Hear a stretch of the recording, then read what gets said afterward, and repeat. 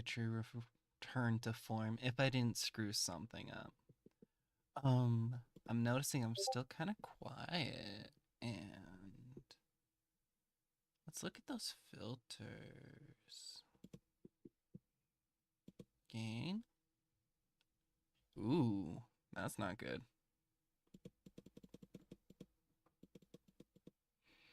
Oh, well, we'll make do. Hey there, how's it going? Is Jay, and we are gonna be getting things set up with X momentarily. Gonna be learning good today.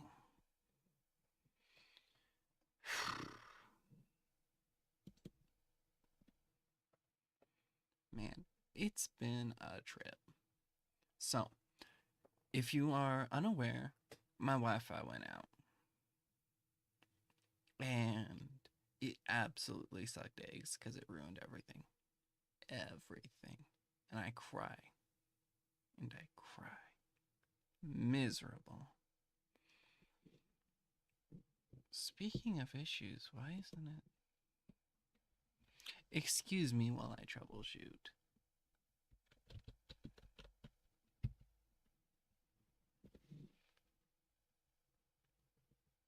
Okay, so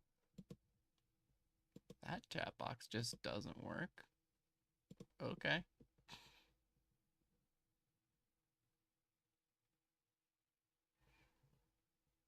Oh well.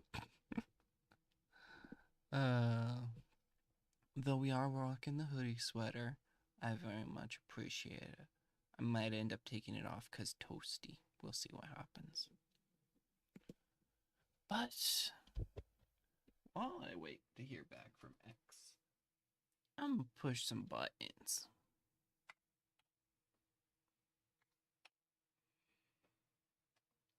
Big stretch. Right, I need to figure out where the hell that mod is and get rid of it. Hold on, that is gonna be Hair01. Gotcha. Now I know how to fix it later.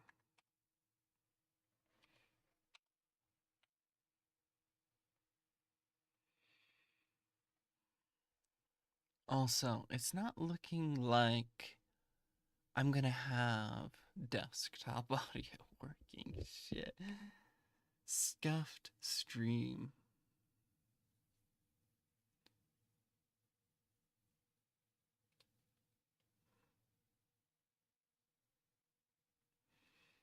Fighting game mod, which game already has suggestive designs. Oh, there it is. Now stuff's showing up. Why are you like that? Oh well. I mean, like, so here's the thing. I'm gonna be totally honest with you. I've got some not so safe mods. Like, it's all above board PG-13.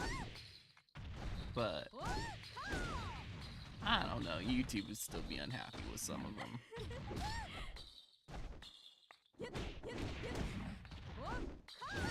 But really, so much is just. Where's the Nathan Drake shirtless mod? I can cut you a deal on bass in a bear suit. Hand in a pot of honey and everything.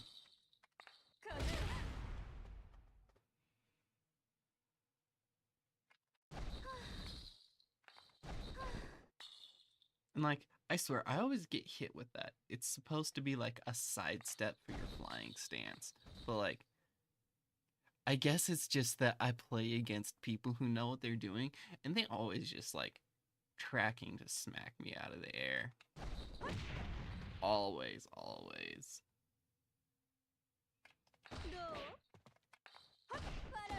Nope, that ain't it.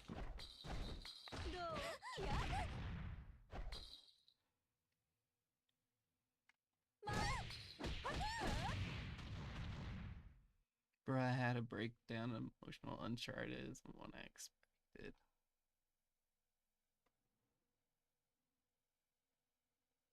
Elaborate on that, because I'm not sure I totally follow.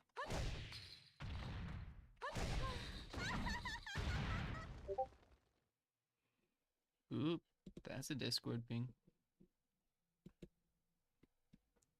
Go for it.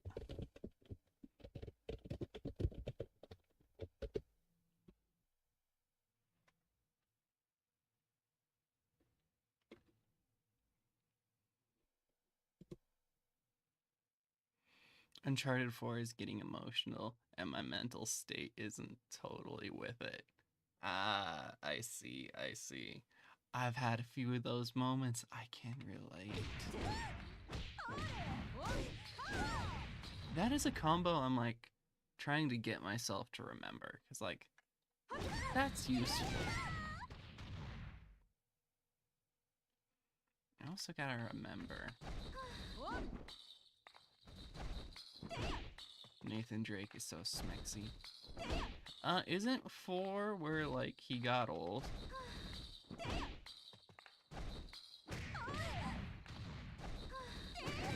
There it is.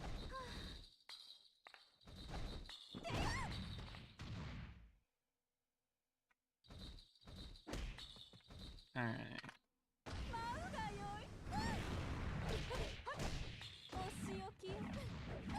Like fine wine. Here's hoping I do that.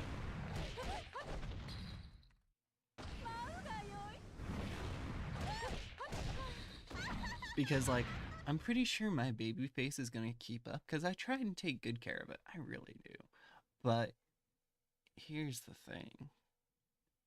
I do want a gray quick. I do want a gray quick. I think I can make it work. Nope, that's too many. Sweet.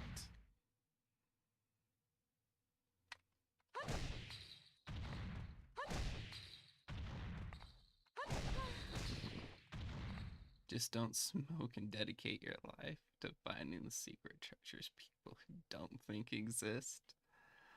I'm gonna need to give it a little while for that one, because like my daughter still has needs. No.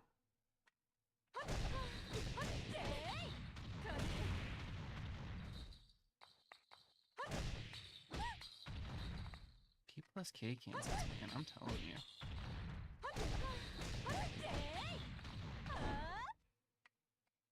Do you know I still exist? I mean, I do now.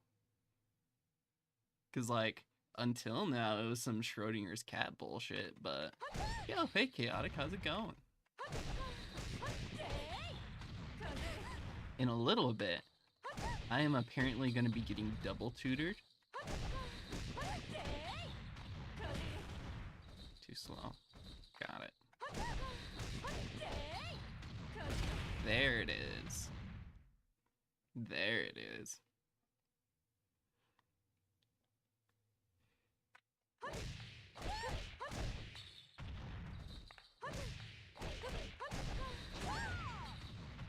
Oops.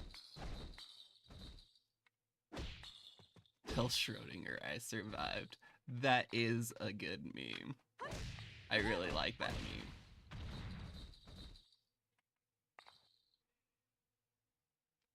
Been good, I guess. I mean, we take it. Got Monster Hunter Rise, let's go. I really want to go back to it, but like, if I go back to it, I'm going to sink a lot of time into it. And like, I want a crew for that, you know? I'm assuming you got it on Switch. Monster Hunter decline. If they make a sequel for World, so help me.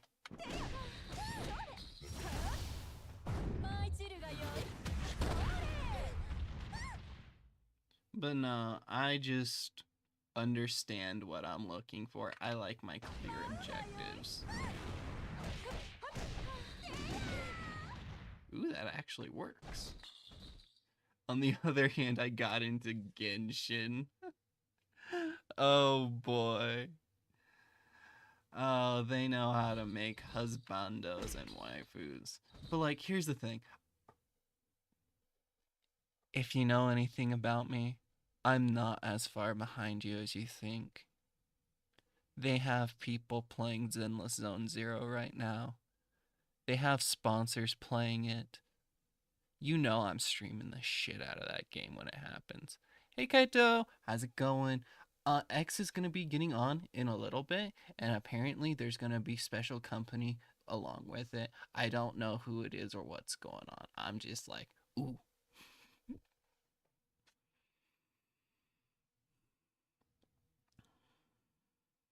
The computer I'm looking at is around 1K. Yo, that was my rig. And like, you're over in Britainland, so your money goes a little further than mine, so I'm about it. Oh, speaking of Genshin Impact, hi Kaito. You have fantastic timing.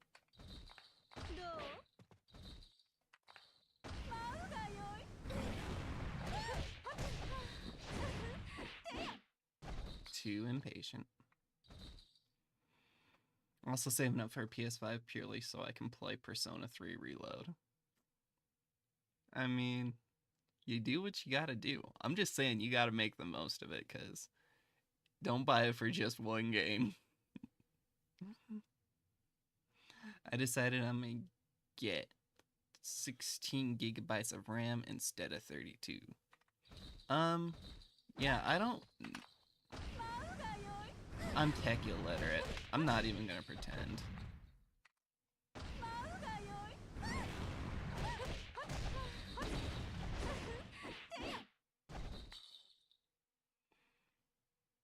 There are other games I want to. Good.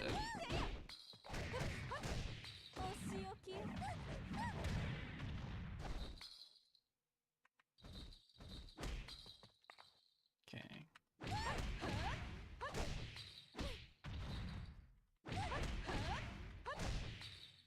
Impatient. Slow it down. Slow it down. You got this.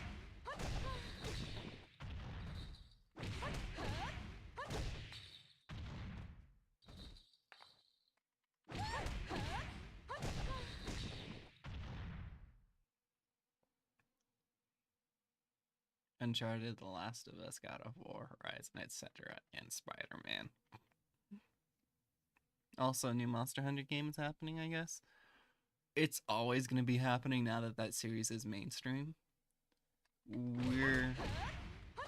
We're not going to get away from it ever again.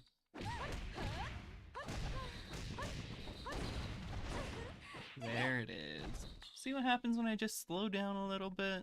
We got this. By the way, jump scare warning.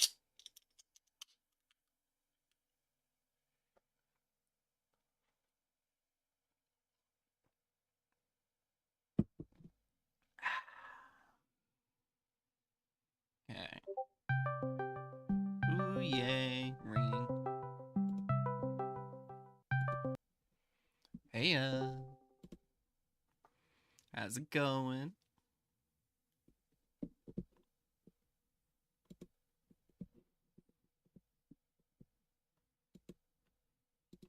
Uh-oh.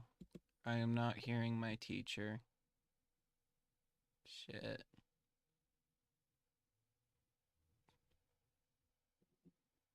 Hold on. Let's see if this will fix it.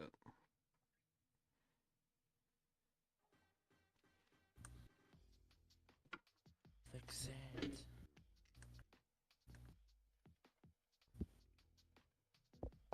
Fix your Discord.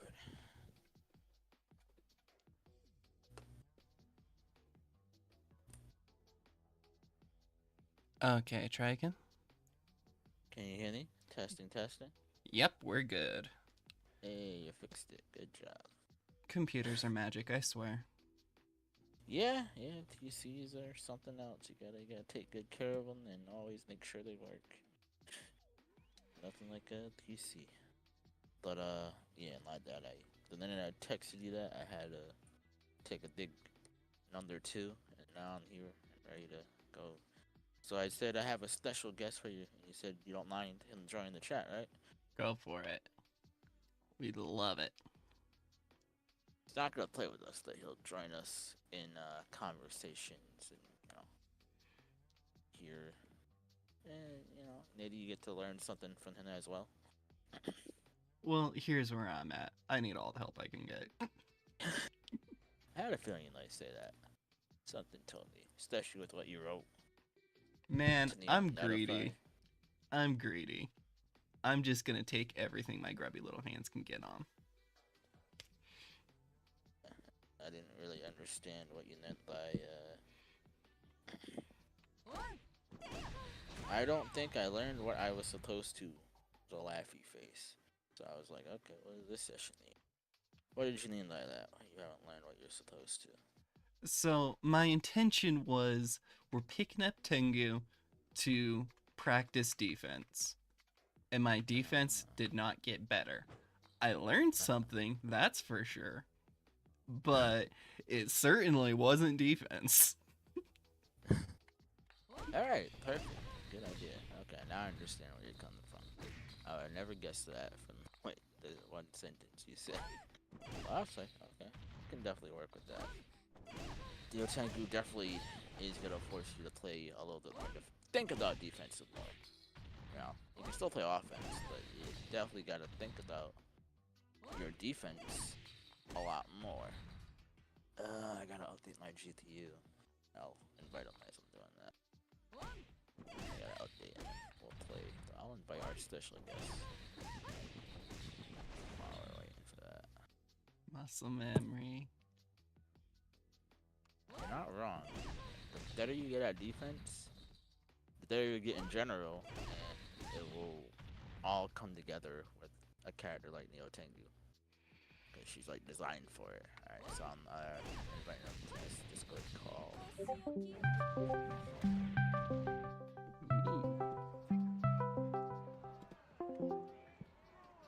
Hello. Hey, There yeah. he is. Howdy. So Soda Player is actually, believe it or not, my first ever Netify online student, especially for Dead or Alive, is what he came for. Ooh.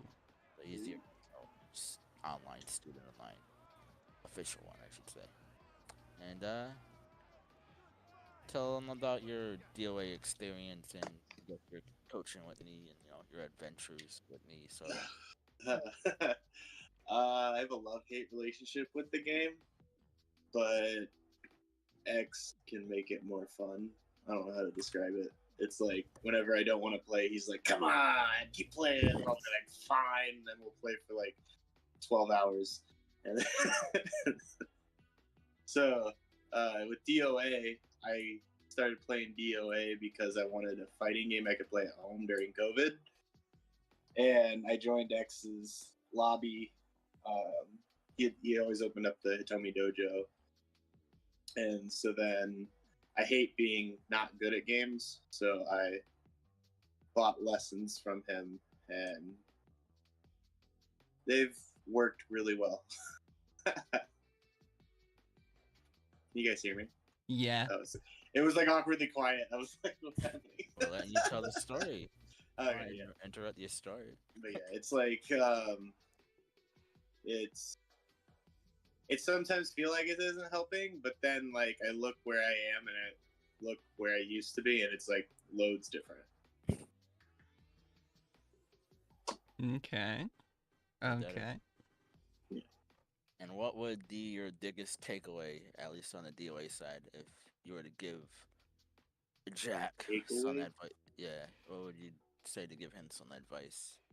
I'd have to. I don't know. Like I have to see him play first. I haven't watched him yet, so I don't know. I'm gonna open up your stream. All right. Well, I was thinking of just like a general idea of what you could. Oh, a general idea? Take away from what you learned. Yeah. From X specifically, he may be yelling at you, but it's actually helpful. Like, even if it feels like he's making fun of you, it's because he's trying to be helpful. So just like listen, listen to that. Well, let's just be real for a minute here. It's like everything the man said has just been like, I mean, you're not wrong. Yeah. Well, at least like students agree upon that. That sounds good to me. All right, Jack. So, what have you done so far at Neo Tengu? You got her combos down, I'm guessing, and trials and all that stuff. Like, are you feeling comfortable with her? Yeah, I've kind of like on and off with her because like the main thing I look for when I'm picking a character is I'm looking for the self-obsessed flirtatious bitch. Just that's all that matters.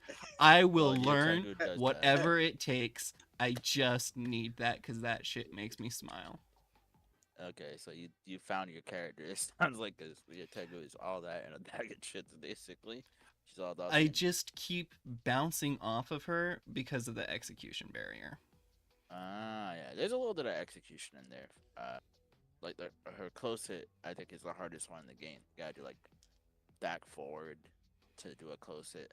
Oh, But- really? Yeah. Yeah, that's not so much the part I struggle with as it is that mid-match I just can't PK cancel. I just can't. Ah. It's the same reason I can't do shit with phase. Mid-match I can't PK cancel. So there is an easy way that I have that I'm sure Soda knows. So let's go to train load because my whole thing is restarting anyways. Go to train load, and you need to practice it 10 times in a row.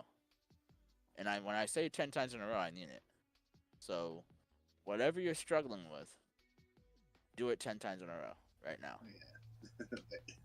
And Yeah, if you just mess up, you have to literally Start it restart. over. He's there for it. Yeah, in training I do okay. Like Yeah, but I'm you do it 100%. You're about to find out. I don't care if you do okay. I want to see if you can do it 10 times in a row. Right now. You're on the spot. I'm serious. Like, go to train load. all and right. Do what you think you're struggling with 10 times in a row. Right now. On the spot. Like, we're all watching you on stream. Can you do it 10 times in a row?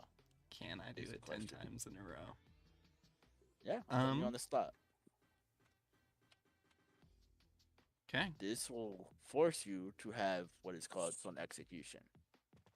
Trust me, I'm one to talk. I have the worst execution out of everybody in this room right now. So do those. That execution is trash.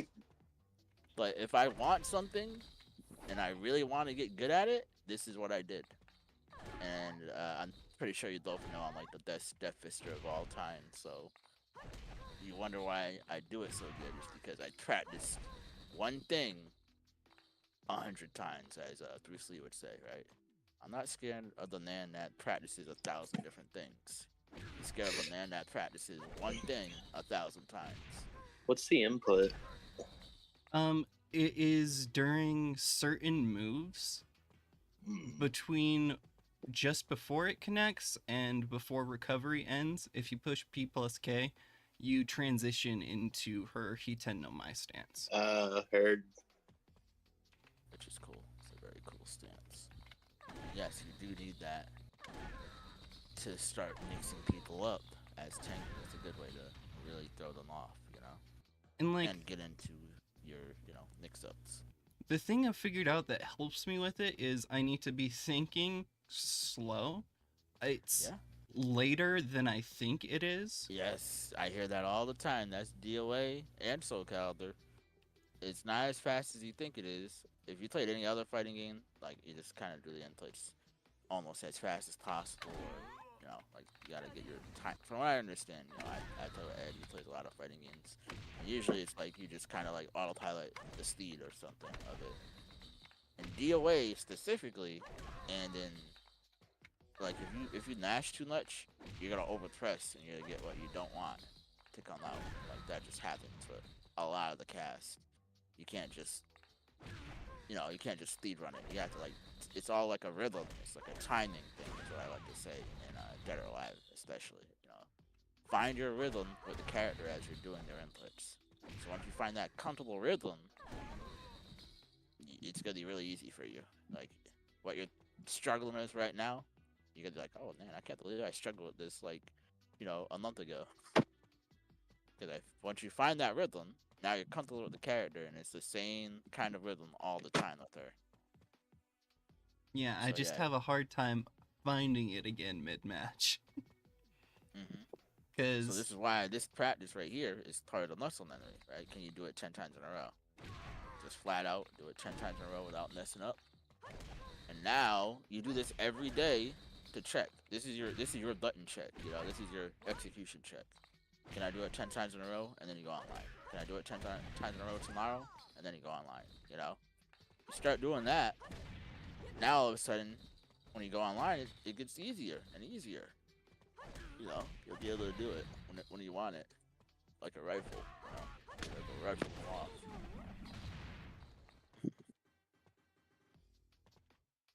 There you go. All right, so that's the combo you're trying to do, right? Do that 10 times in a row. I think it's 3 hits and the T plus K into a down throw. well, that was just me exploring a bit, because I know I do go for that, but I'm like, would it work? And yeah, it does. So you go into the Huton online, down throw, do that like 10 times in a row. Let's see if you do that. No, too fast. You did it when you did it to the Huton online stance, right? Yep. Not just the combo I'm talking about, like do it from the stance that you're trying to practice. Yeah. So if you can get that 10 times in a row, that means you have the execution to start doing this more. Now, because you can do it 10 times in a row offline, now you'll do it 4 times out of 10 when you go online, and it will like slowly build because you keep doing it 10 times in a row offline. Now, the next time you do it 5 times, when you want it, and just like you build up that muscle memory in your hands and your brain of when to do these cancels. Believe it or not, you're probably as good as me at doing it. Because I don't actually name her, obviously, but I never put my time into it. But if I was playing Neo Tengu, that's what I would do. If I was a Neo Tengu specialist, really loved her. I was into her. And I knew I was struggling with this certain thing that I need to get down that I think is important for my character. I'm going to do it 10 times in a row before I go online. That's just how I am. I'll make sure I can do it 10 times in a row before I fight somebody. Sorry, I wasn't counting. How many times is that? I don't know. I'm just kind of going. That's 1. You gotta do that same sequence 10 times in a row. You already messed up. Start over. Do the down throw. Down throw on after, so you gotta start over again. There you go. Got 1. Literally count it out loud. Do it. And now you can even do it 2 times in a row. Looks like you're struggling. 1. He made me do this with a frame perfect input, so good luck. Well, no, it's that he just keeps making me want to laugh. That's been my biggest issue here is I want to laugh, and it's like, let me play the game. Oh boy. 10 times in a row will help. 1, 2, 3, 4, readjust, 5, 6. You're gonna mess up soon. I can feel it. You're not gonna get the 10. Don't make me Don't laugh. start over. Nope, start over. What, you think I was gonna add pressure to it? You thought you could just do it for free? It's On not my pressure, time? it's humor. Oh, that's part of the pressure. You might laugh in an interaction while you're playing DOA and then you lose the game. You dropped it because you laughed at something. Somebody did. Somebody teabagged you. It was me, yeah. And then you just lose the game. That happens. Alright, so your record was 6. Can you even pass that record is the question now. Do you have what it takes? Do I Now have we're what it starting over. takes? Yes. Is it I don't happening know. anytime soon? No. You gotta prove it. You can't just say yes if you've never done it. You only prove stuff around here, okay? Action to speak more than words. 3. Just gotta focus. Don't get distracted by whatever I say or even Soda says. Soda, how's Guilty Gear going? Not good. You getting wrecked over there? Just trying to figure out how to connect aerials. The timings are weird. If that's how Jack feels about his near tanker timing. He's getting this up soon. There's no way he's getting past 6. Oh, no. He keeps calling me Jack. You don't know Jack. Yeah, exactly. You don't know Jack. Keep messing up that 6. Start over. What character are you fighting, Soda? No, I was in training mode. Okay. Well, who you playing? Elfel. She is, yeah. She just came out. She's fun. She is an infinite Rekka. It's hilarious. Well, at least she's less scary than she was last time. Yep. Oh, you play Guilty Gear too? Okay. Dabble. Xrd was one of my early attempts to try and get into fighting games, and I'm like, oh hell no. Oh, so you're Yeah. not doing the you told no lie, so stop cheating, JK. You gotta do this. Yeah. Freaking doing the both. Don't act like I didn't see you cheating over there. Alright, continue your conversations. You have to be able to do this while you're distracted. Or when distractions are going on. If you can do it, you know, whenever you want, all the time, even when there's distractions. Listen, I have gone to tournaments and people are yelling while I'm hitting or getting hit, cheering for me or my freaking opponent, right? If I drop the death fist with all that noise, I lost the game, you know? Yeah, I mean, my inputs aren't probably as hard as yours, but you get the idea. But I still had to focus, you know, and make sure I can do it when anything crazy is going on. I mean, I played Taki in tournaments, so that at least understands that part. But I don't really play anybody harder than Hitomi and Dead or Alive, like tournament-wise or high stakes-wise. You'd have to ask me, like, hey, I want a 1st to 10 versus your freaking Kokoro or something, you know? I just had to feel it that day.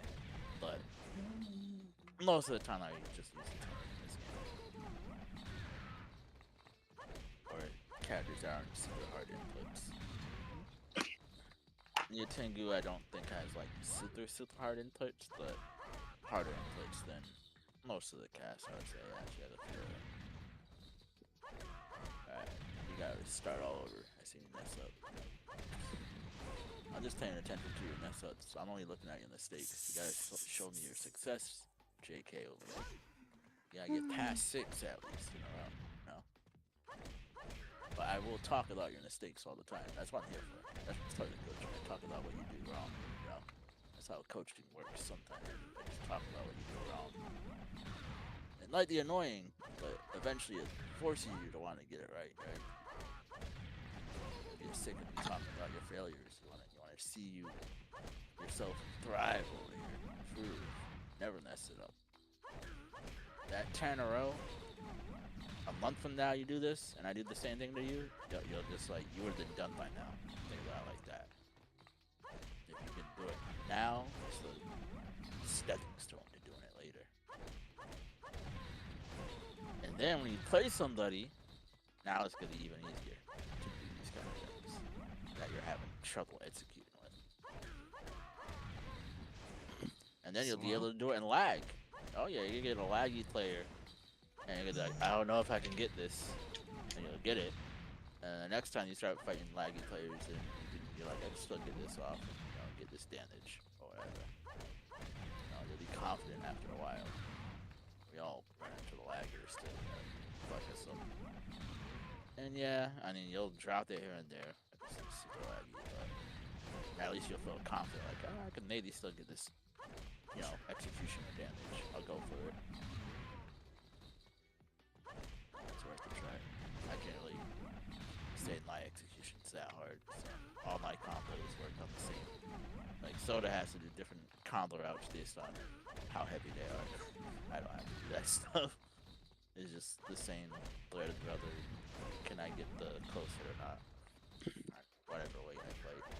There's like really few combos for a Tony that matter on weights. Like, you don't really ever have to use them.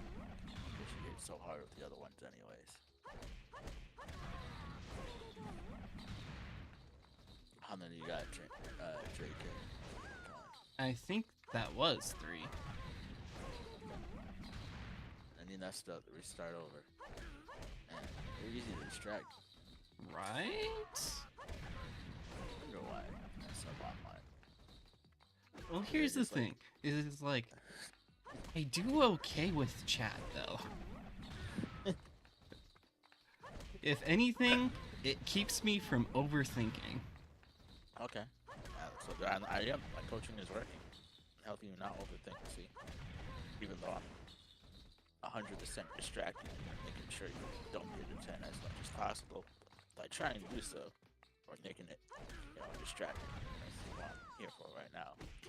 So how's good for you going? You still practicing and training mode? Mm-hmm.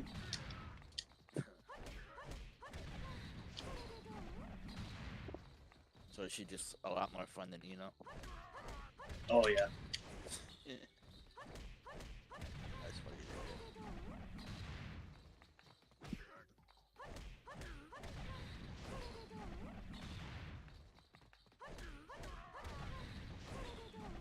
And then you got JK. I'm counting miss inputs, so we're at 2. Ah, I like it. He's making it harder for himself. He's learning to Lord X-Way. Yeah. And that's 3. Perfection. That's all we want over here. Perfection. Oh. Excellence. You gotta fail a couple times to understand how to be perfect. So if you don't feel that, you inputted it right, I believe you. Sometimes don't even take it like, oh, I got it by accident. Eventually, you might even win that way. Like, oh, I got it by accident. Because I'm so good at doing it, it's like riding a bike. Sometimes you get inputs that you don't want and you still want to fight it. Be honest.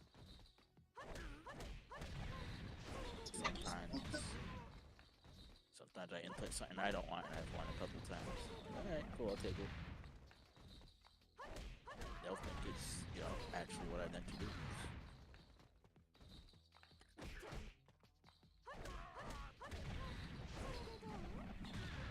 But that's part of, I probably ingrained a certain auto, pilot combo in my brain.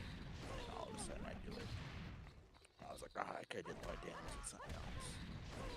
Or I could have got this perfect input here or something. I don't think that happens too much on DOA, but other games I play.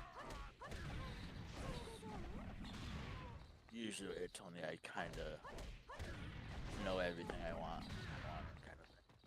Her execution's not very hard, so I don't usually have trouble with any input stuff anymore. I used to though when I was like just starting out. I hate Tony like so ugly. I couldn't do a half of the combos most of the time.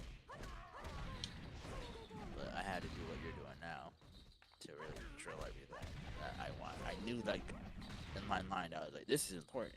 I need to get this down. I can see there are things when you play a character, eventually you can see like, oh, this is really important. I need to get this down or I can't call myself a Neo Tengu main. I can't call myself a Tony main. Like, she needs this or, I'm hurting myself and shooting myself in the foot if I can't do it. I'm not actually playing the character yet. It's how I look at certain things. When I come across it, and this is probably one of them. That you're doing. I'm sure she has other ways to go into that that are very, very important. Like, I think it's up forward kick is another way to go into stance. There's a couple ways to go into that stance. It's like, okay, you gotta get these execution areas down, so it's easier for you to do it. Just, when you're just playing to play.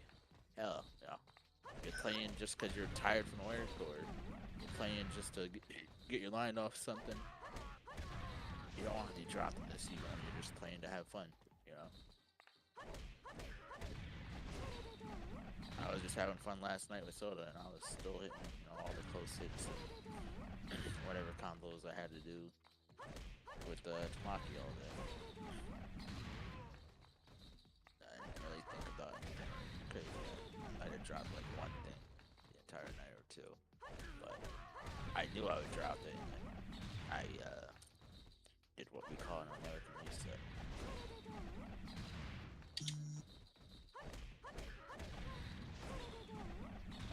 You get really comfortable with certain things once you add it to lesson number. What number you at now, JK? 1. Damn. What was the highest number you got so far?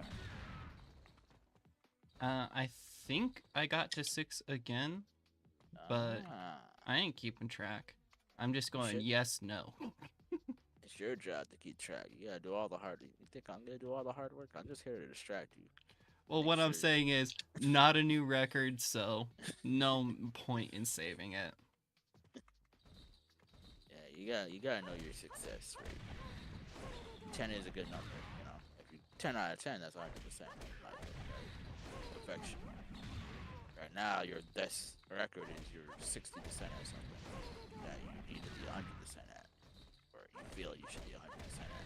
It's important to our gameplay. I would say, what you're doing is pretty important. Now that they can't hold and break a lot of this stuff, but it still adds some flavor to your strings. And there's other strings where she does that stuff, and other moves, where this stuff is important. Where you gotta go into that stance and do a bound, That's when that shit comes important. Or go for throw things. She has a bunch of stuff she can do out of that stance. So obviously, understanding how to get into her stances and stuff on time when you want to actually do it, having the execution rhythm is important. And that's all you're doing right now, is getting the rhythm down. You're new to the character, you're not going to have her execution and rhythm right away. When hers is a little bit harder than some other characters. It's not super hard. Not many characters in this game are super, super hard, but it's harder than what me and Soda play for the most part. I understand, you gotta get it down. Soda's hardest character he played was what, Ayane? Probably. I don't feel like Hanoka's weird, though. I don't think his stuff's hard. Before I understood how the stances work, it was really confusing. Yeah, but I didn't even know what stances were, and so I was like, how would we do that move? I think that's how I would list it. Hanoka's more confusing than she is hard. But once you understand the game or stances, then she's actually not hard to use. Whereas Ayane, she has a few things that you can always autopilot to, like her down combo and stuff. But I think other stuff is hard, probably doing the advanced hold, mid kick or something, a combo from that. I could see that being probably had to practice that 10 times in a row, right? The one where she mid kick holds and she tosses them to the sky. So are you there? Yeah, I dropped my phone. Did you hear what I was saying?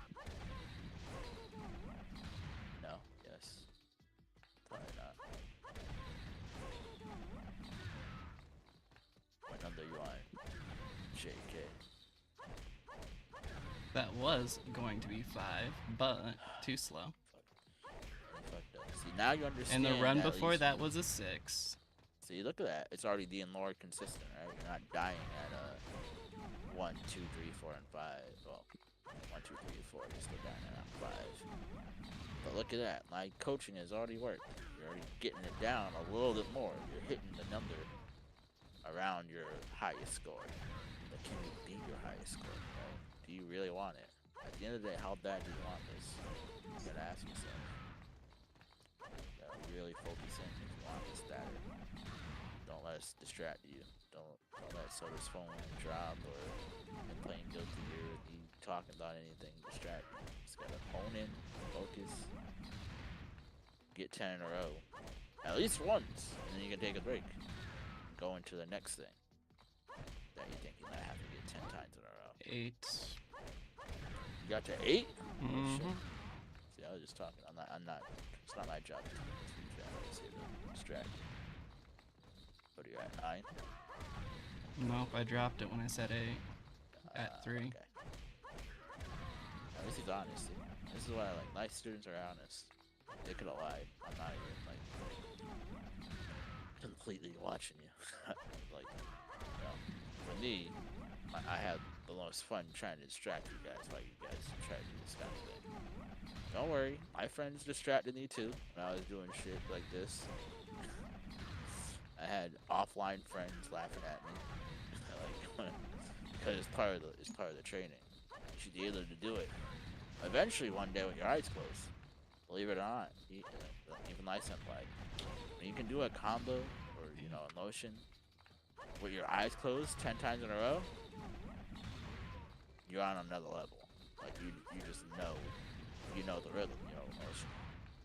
And my senpai Kikuli, he plays like some pretty annoying executional-ish characters. Like not super execution, like Yoshinitsu's kind of execution. And he does like hard combos with like Yoshinitsu. He does hard combos with his eyes. Trust me, he can do it with his eyes closed.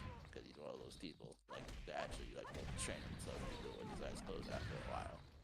First, he has to see if he's comfortable enough like this.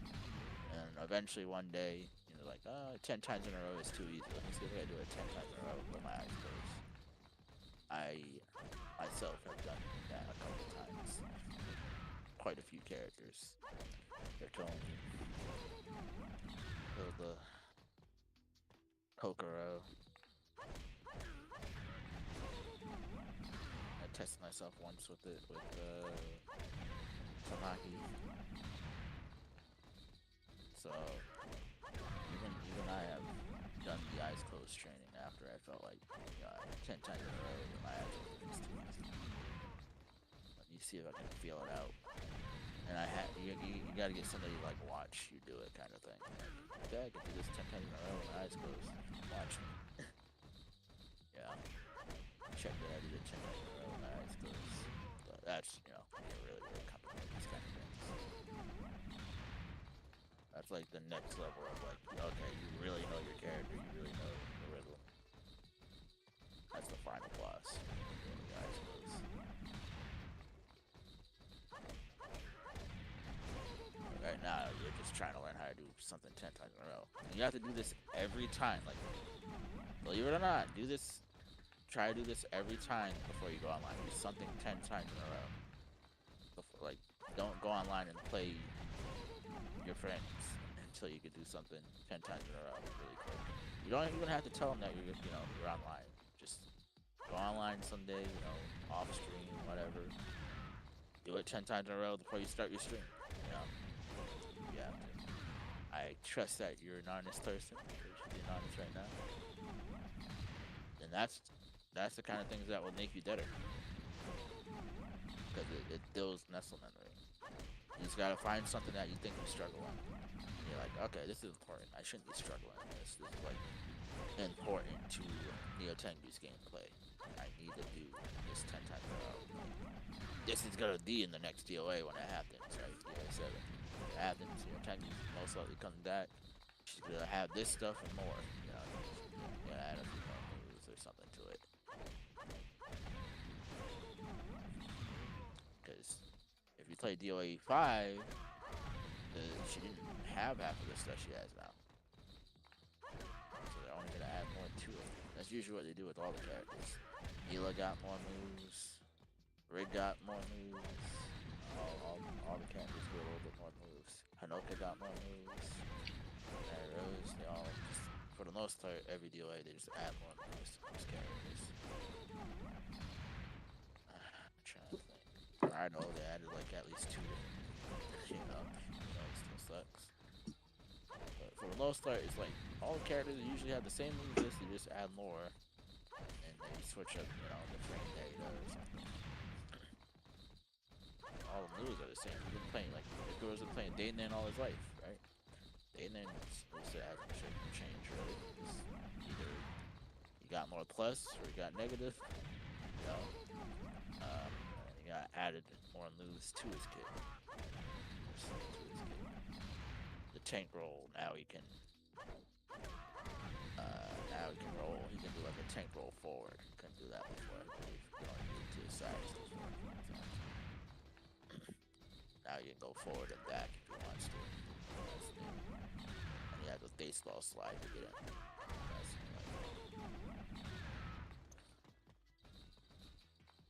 Brad, I don't even want it. Probably gets like 10 moves added every single game. I don't want to think about it. They definitely took away. All I know is they took away his handstand and they gave it to Hayabusa. Yo, Loki. Hayabusa used to have what Radwon does with the handstand. They gave him an attack handstand now. But yeah, that's like the general thing. It's like every character just gets more moves each DOA. What's up, True Loki? Okay, Welcome. that's at least 10.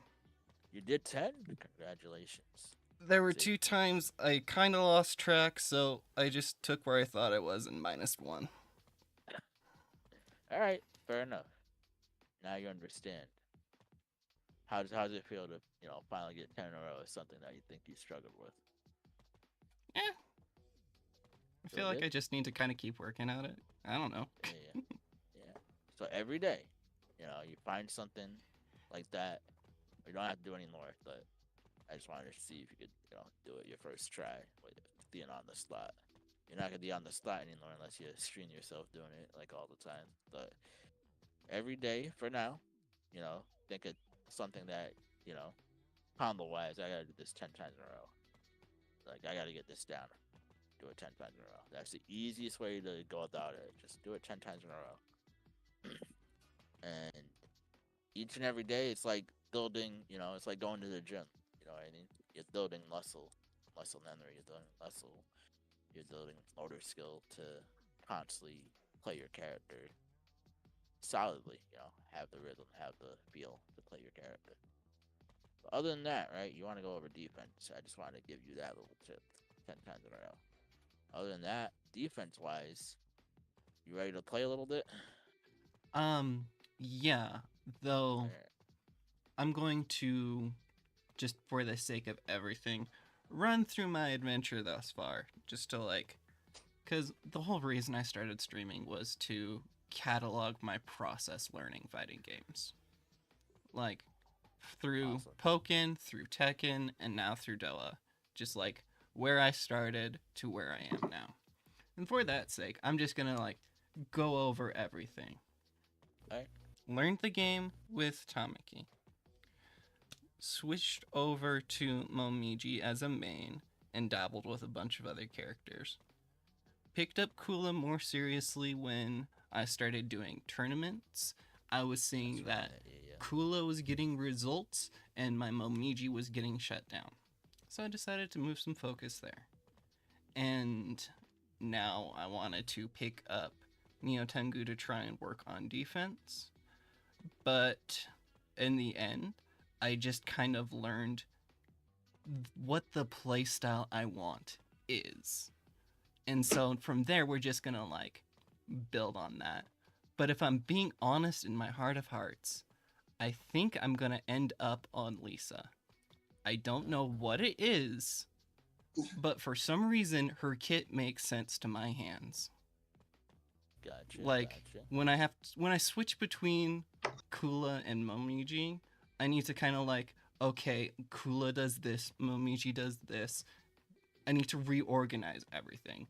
But if I switch over to Lisa, even though I'm not good at her, I don't need to think about what I'm doing at all. It just kind of happens. I get what I want. And so, like, yeah, that's probably just something I ought to just come around to accepting. Gotcha. Gotcha. I could see. I could see why you think that. So, Lisa is also one of those hard to play against characters. So you might also be feeling that when you play somebody like she's had some of the hardest strings to read in the game because she always has an option out of like almost all her moves and they're kind of quick. So sometimes you like to getting away with that a little bit, right? That she has long limbs and like honestly, she's one of the hardest characters to hold in the game. A lot of people would tell you because she could throw you, she could body slap you, and then she could just move around. You know, so sometimes you like you getting your what you think is freedom from her, whereas like Momiji, as Soda could tell you, is very obvious of what she wants. He literally just played somebody he was yelling and like that readable. Like no, part of it's the character. Like it's pretty obvious what Momiji wants in certain ranges. Lisa can mix it up, you know, with timing, guard breaks, and throws. You know, she can play around a certain range, very very dynamically. So and like just flow for you right now, you know. But when you play like a really good player, they usually know how to shut it down. See, Triloki will tell you. It's like Momiji, Hitoni, Tanaki, those three are the most, and then Nady Hayate around there. They're all the most easiest to shut down slash read in the game. I come from Hitoni, so I know that story very well. I use that to my advantage, right? I know everyone wants to hold their punch versus Hitoni all the time. I know that's the answer. So I have to like always register in my line when I'm like, they're not ready for a mid punch. They're not ready for a mid punch. Let me fire it off, or let me cancel and then throw them. Let me cancel and go for a low or the high that I have in this string.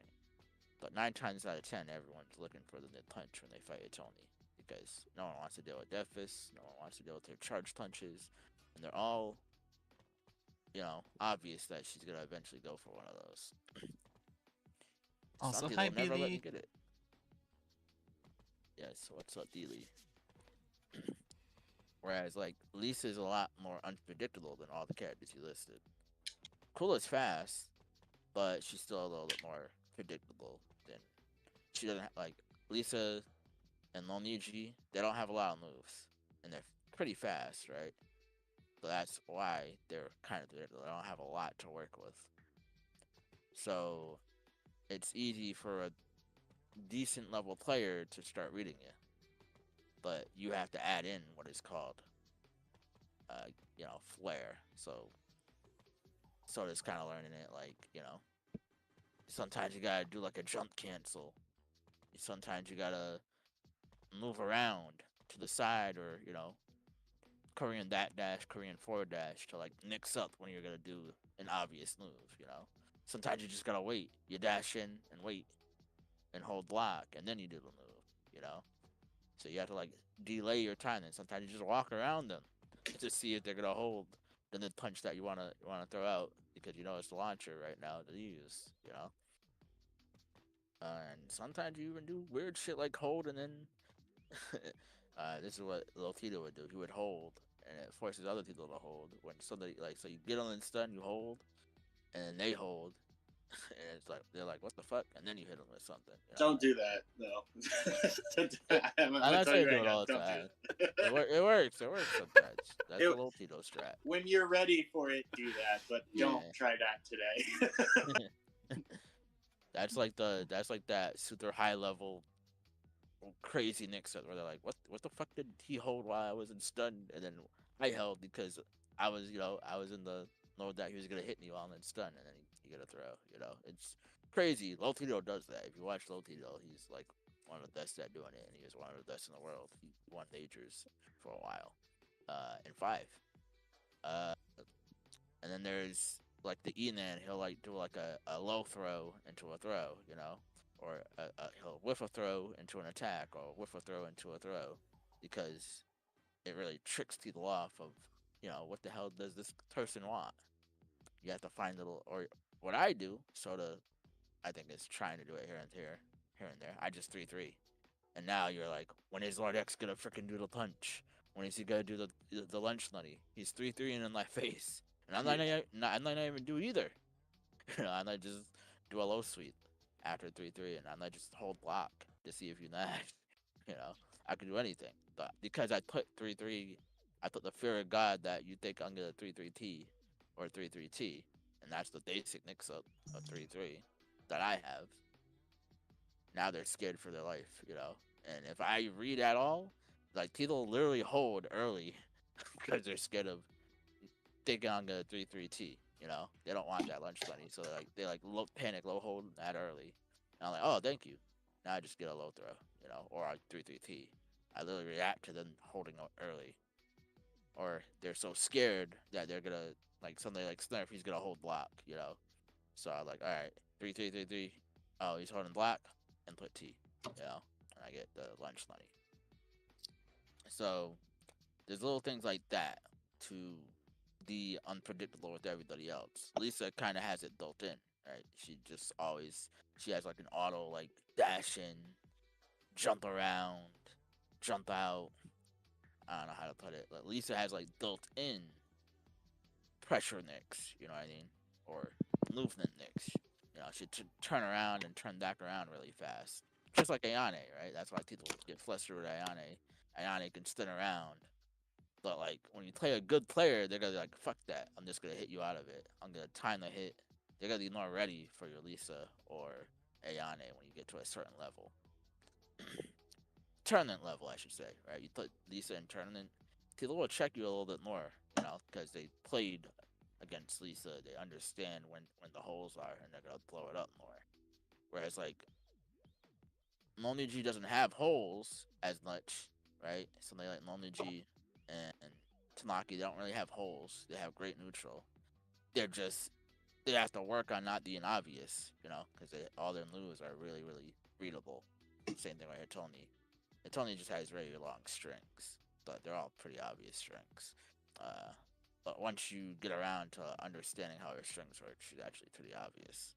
I usually say she's like one of the most obvious in the game for a reason. Oh, and Rachel's pretty obvious too, but she has OHs to help her out. Um, so you understand what I'm saying about that? More or less. It brings to mind a recent interaction I had with Neko where it's like, bro, you just keep backing up and it scares the shit out of me. Yeah, I know because that zones, Neko's always doing that. And that scares a lot of people. You're talking about the walk away back turn that he always does? Well, no, he's just like, he does a backdash and just holds it. And it's like, what the fuck am I supposed to do about that? Yeah. Every character can essentially zone, and that throws people off. Because like they're not doing anything, and it pisses you off mentally. Like, well, no, it's just like you see everything I'm gonna try and get in with. I know because you've already hit me with it, but like, come on. And that's the thing. Every good player who's watched me has had the exact same verbatim response. He's pretty decent once he gets in. And like, yeah, he's exploiting that. And yeah, it's to make me get better. But yeah, that's where I'm at. That's fair. So you don't know how to approach, you get impatient as well. What you're saying, when they start just holding back, just waiting for you to make a move. You don't know how to be unpredictable. That's where you're struggling, is what it sounds like. so because like with when I play with Kaito, she is very much aggressive with me. She's like, I know you don't know what to do.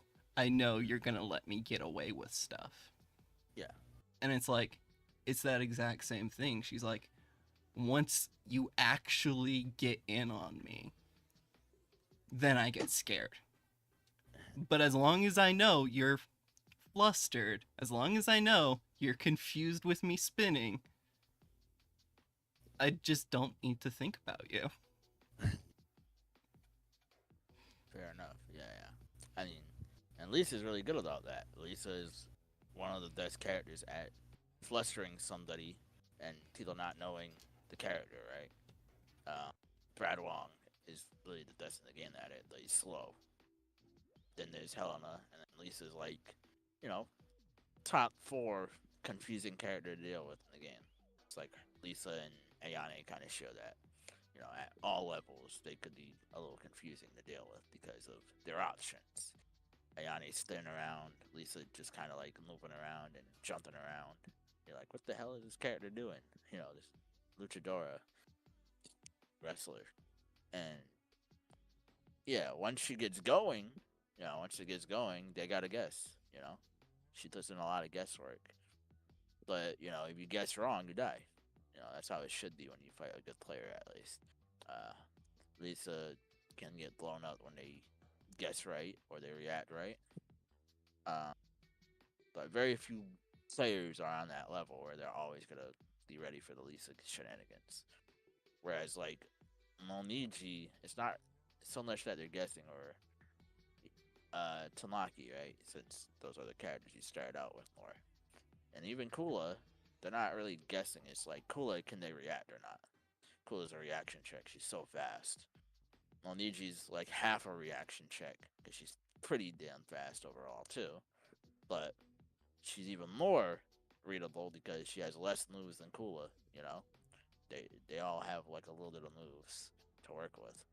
So it's like, okay, I know that this can reach here. Eventually, a good player is like, okay, this is the only thing you can reach with here. Are you gonna do it or not? Oh, they're not doing it yet. Okay, cool. Now that comes into play, like, okay, well, he hasn't done 6-6T yet. What else are they gonna do? But in the back of my mind, I'm like, okay, this is the range that only G can reach with her farthest move. What am I gonna do until they do it? Hopefully, they throw it out there because I'm waiting to hold 6-6TT or 6-6T the first hit, or sidestep the first hit if they don't want to finish the second hit. And it's the same thing with Hitoni. At a certain range, everyone knows I have 3 linear moves that you can sidestep. There's 3 different ones, but they're all linear, right? And 2 of them are unsafe and blocked. The other one's safe. I can do a dragon kick that's safe, and then I can do a high death fist or a mid death fist. Everyone knows those are like the main zone breaker moves that Hitoni's gonna throw out. And I can do 6-6K, right? But all of them are linear. So the minute I rifle it off, somebody could just mash the sidestep button. And I have to be aware of that at all times. Like, okay, are they compulsive sidesteppers? Are they really good at, reacting at this range? Are they really patient? Are gonna hold block so I can at least get in and then try to figure it out from there? Or are they just whiffing like an idiot and then I get what I want? Most people just whiff like an idiot, or they start doing a string, they forget that I can reach that far. And I'm like, pow, every time, ready for it. That's why I get most of my wins. But there are those people that don't whiff like idiots, and they know I could reach at this point, and they're gonna challenge to do their attack first, or some characters even have stronger attacks, Kokoro, and some characters, they just have built-in maneuver moves like Dayman and Christy or Helena, where I can't just autopilot any of that because they can just maneuver under it or around it. And I'm like, okay, I gotta like really be tricky of when I'm gonna use this. So I walk in, walk out, dash in, dash out, dash all the way in, hold block, or duck to see if he tank rolls. I gotta be a little bit more creative when I'm gonna do a Death Fist or 6-6K or something. Dash in, dash out, then 6-6K. You know, I gotta be a little trickier with it sometimes. Dash in and then do 1T, you know, because I know he's gonna tank roll or low throw. And that's the thing with some of the other characters that you're listing is like, out of all the characters, Lisa is the most unpredictable one. So that's where you might be comfortable. She's literally just built to the unpredictable, similar to I'm sure when Soda switched from Hanoka to Ayane, he probably felt like more people didn't know the Ayane matchup like off the rip, right? Soda, like it just like feel people were more confused about how you spin. But then you play Knee and you're like, I can't get away with anything. You know, you play like a decent player or a good player, and you're like, I can't just do what I want anymore. You know, they actually know the matchup. But the more people he played, he was like, I can really tell like they don't know Ayane. I can get away with like being kind of crazy, spinning around and doing stuff that looks cool. Lisa shares that same kind of. She's like in that same realm of they can be a little bit more crazy because they just had built-in stuff to be a little bit more crazy. And now he switched that to Lonely G, and he's like he can't do any of that really. You know, he hopes and prays that they don't know how to fuzzy or deal with the little staircase stuff that Lonely G can do, or he just plays neutral. You know, he just has to outplay them. You know, right? Soda, that's pretty much what you're doing now. It's like either you have to hope and pray they're not ready to start fuzzying, or they're panicking or whatever at the time. You're reading a panic maybe, or you're just hard reading somebody that is constantly mashing. And, you can get your little stuff going. Other than that, you're just outplaying them. That's it, right? If you can't read that, if you can read that, they're all almost always ready for it. Now you have to play this like actual fundamental footsies and spacing and like literally core 3D fighting games style. So I didn't like it all the time, but it's helping him get better in other games as well. Just learning how to play fundamental footsies because he's never had to do it. He usually takes a character that isn't like super fundamental heavy right away. So that's the difference. It's like Neo Tengu's a little tricky, but she's not super tricky like Lisa. She still has to play a slow character fundamental style. Uh, Only G is just a little bit of sauce, very little bit of sauce, but mostly fundamentals.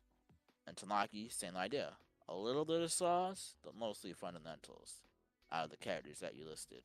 And then Kula is like just a speedster. Can they react or not? If they can react, you're gonna have a little hard time. If they can't react, you get to have fun because she's really fast.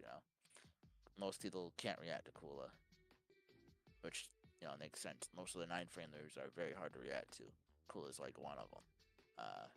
Kula, I would say, is one of the harder ones to react to. Honestly, it's like her and Christy and Lai. All those three are like the hardest 9-framers I think to react to. But Kasumi has the most options to the annoying out of all of them, And then phase 4 is just you kind of gotta guess when she hits you. You can react to her just fine until she actually hits you, and then you gotta start playing a guessing game because she's teleporting all over the place. Did I miss any other 9-frame there?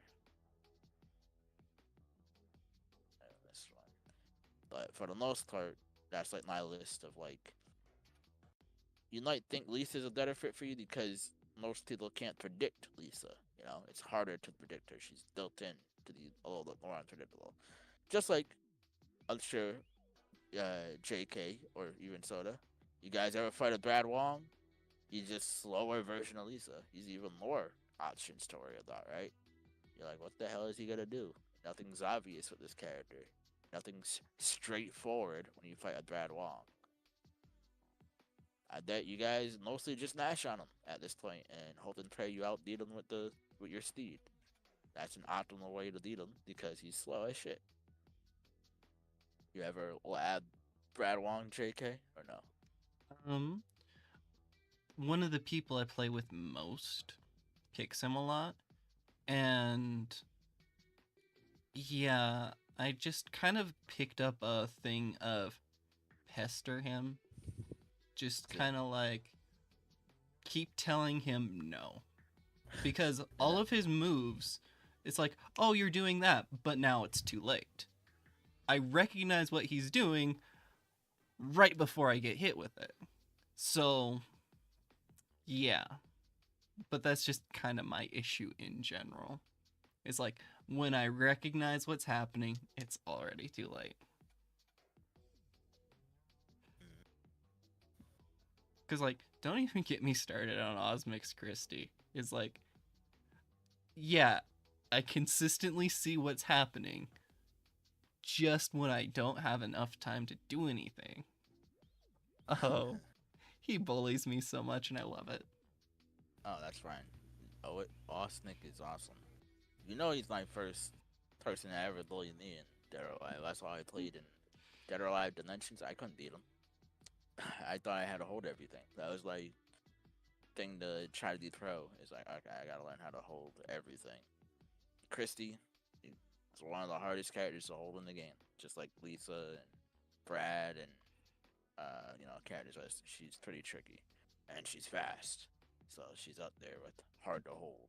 If I had to make a list of hard to hold characters, Christy's up there. And I thought that was the only way I was gonna get good at DOA is if I could hold Christy shit. I didn't know anything about throw punishing yet. I didn't know anything about frame data. I just knew in line I have to react to this fast ass character, and he was always kicking my ass. It took me years. Once Dare Alive last round came out, that's when I finally beat this guy, and I finally beat like most nine framers because I was always playing with Deloitte Dragon offline, and there's a lot of nine framer people that pick nine frame characters. The Wisnick's one of the better Christies I would say out there. He's on the top or half for sure of all the Christies out there, still, and he's really fundamentally solid overall. But he's also playing a character that's really really fast, so you have to know how to react to these fast characters, and that's practicing your defense. That's part of practicing your defense. You have to work on recognizing the strings. I mean, I went over a little bit of Christie with Soda not too long ago, and if you don't recognize the strings, now she gets a stun, and if she gets a stun, now you're putting yourself in a mix because she's so fast. She doesn't do a lot of throw damage, but because you're like scared to hold, now you're helping her get her damage. She also doesn't do a lot of hold damage. So if she's holding you and she's throwing you, and it's not high counter, usually it's like, all right, whatever. I just didn't react to it in time. But the attacks, once you get stunned, she's like one of the craziest characters to deal with in the game. When she finds a good stun, she has a plethora of freaking launchers, mid and high, that will really wreck you. And they're all quick. So once you're stunned, you have to play this really scary game of, damn, she might just quick launch me every time, kind of thing. But maybe if I hold, now she's gonna get twice the damage that she usually gets, which is barely nothing from the throw. So it's a really annoying guessing game once she gets a good stun on you. You have to lather strings. A lot of the strings, it's like she wants the second or third hit of every string. That's when the stun really hurts. You know, she's got a lot of the strings are built-in highs. That you gotta recognize, and the nids tend to track. There's a lot of nids that might have some tracking, and if you don't know that, now you try to sidestep in the middle of some string, and then she catches it with the tracking move, or she jack-a-hose into a tracking move. You gotta be ready for that too. You know, so you can't always even respond with a attack that is linear. That doesn't track because she like jack-a-hoe cancel into. You gotta know when she can jack-a-hoe cancel. So Christy is a bit of a character that you gotta lab monster her eventually. If you want to be Oisnik, of course, of all the Christies in the world, and just any good Christie like him, you're gonna have to lather her a little bit. It's just how she's designed. She's designed to have an answer to get out of and try to get the stun a different way on you. You know, once you get to stun, it's not a fun game for anybody. You gotta decide, are you gonna use leader? Do you know exactly how she's gonna do the next hit? You know, are they predictable? Really look for how predictable they are. Wisnik's not the most predictable Christie by any means, but they all have some sort of autopilot that they're looking for. You know, and it's on you to be able to stop it and keep your pressure going when you get it going, knowing that they might try to jack a hoe at certain times of your pressure if you're too linear. Or you're too obvious for the throw. She could just jack a hoe and attack it, you know. So you gotta be careful. If you don't have an OH, good luck, you know. Neo Tango actually does have an OH, so that's another thing that, you know, out of all your characters, Neo Tango and Tamaki, you could at least like scare her Jackaho with OHs a little bit. But something like Loniji and Kula, you gotta really know that they're gonna hold block to get a throw, you know. And 9 times out of 10, Christie's thinking of when can I do a Jackaho and when can I get a 6T to counter hit them, you know. Make them never want to throw me, you know. That's like the Christie mindset 101. So it's, you gotta really know when they're gonna hold block with everybody else. Other than that, you generally have more range, right? You can usually play the range game with Christie. And you probably might hit harder per hit. But if she stuns you, her stuns is usually more annoying than yours of what she can do. So you're trying not to get counter hit stun or whatever. Get stunned as much as possible when you fight her. I could go over Christie one day with you, but she's a lot. She has a lot of strengths, and a lot of it's just sniping out Jackaho, being very comfortable when they want to Jackaho, knowing what's safe and unsafe with her. There's probably a lot of things that you get hit by that are unsafe with her, and you let her get away with because she's so fast. You know, if you're not reacting on time to throwing her, she just does 6T and now she gets a counter hit. You know, and then recognizing her strengths. You know, the strengths that they like to go for. A lot of it can be seen at, you know, there's a high or a mid punch in there. Most of her strengths, but there's even some lows where she hits your low twice. If you don't hold the second one or do something about the second one, now she gets a big old advantage on you. You know, 2H plus KP, 2H plus KT. You know, that usually catches a lot of people. So yeah, Christie, I like to say is one of the highest levels of reaction. Check the character. Can the player react to me? You know, can the player keep up with me? If they can't, Christie has a great time at all times because they know you just can't keep up with the speed that she's playing at. It's like fighting Sonic in freaking Smash, basically. If you can't keep up with Sonic, you're just gonna have a hard time. You just spin dashes all the time, and you're like, "What the hell? What the hell do I do?" You know. But Christie's kind of like that mentality. I would say she's the closest to that mentality. Everyone else, like Kasumi, kind of like plays neutral, but she just has a lot of strings manipulation that you gotta like look for it. Christie's just kind of playing fast the entire time. It's very hard for Christie to slow down and still win. You know, she just meant to stay fast, stay active. Not saying Christie can't play defensive and play slow and win it, but 9 times out of 10 they don't want to do that. They want to look for the counter hits. They want to put the pressure on you. They want to swing first, try to interrupt you, try to challenge you, because they know they're faster or they have a way out with their Jacko. All right, you ready to play, or you still want to talk about subjects like this? It's all up to you. We can play. Though I would like to take a sec because you said you never saw my Momo, so we'll have you see my Momo. Why not? Cool. Yeah, I only played Yakula ever out of all the characters. I never seen you Tamaki, Momo, or Eos. I've only seen you play Kula since we met. As I was actually telling this guy. I think he doesn't know what character he wants to play when he got the lesson. where I couldn't really make sense of what you were saying until you told me. Yeah, it's just I But don't at least have you any have, evidence. you know, like your 4 to 5 characters that like you're dedicating yourself to, so that you can figure it out.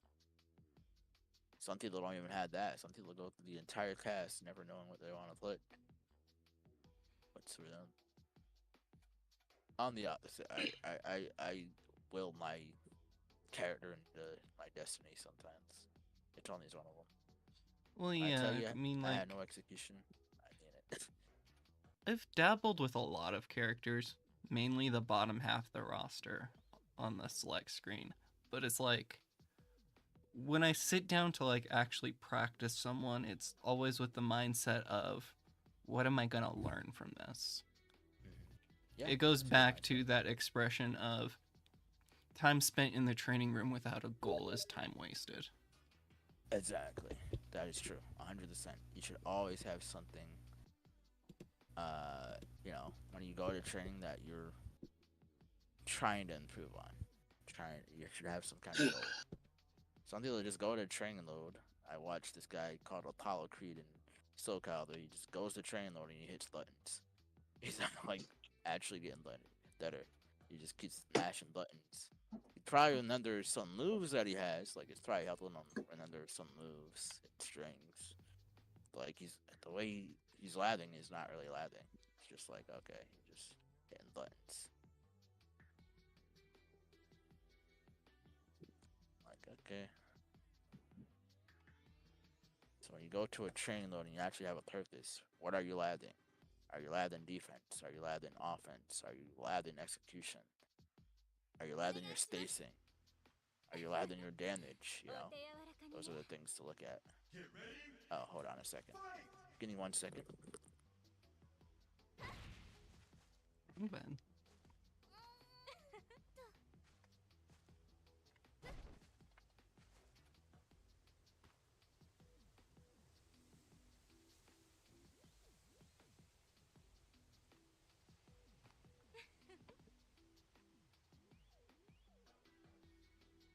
This is where I would go hi chat. I'm Dex. Sorry, I didn't put my laptop power cord into the laptop. It's all good. I agree with you. That's why I time it to my advantage. 15 seconds, I don't care. Get out. Ooh. Die, go. No, you won't. Should take your advantage while I said 1 second. But now so that I can see how you play.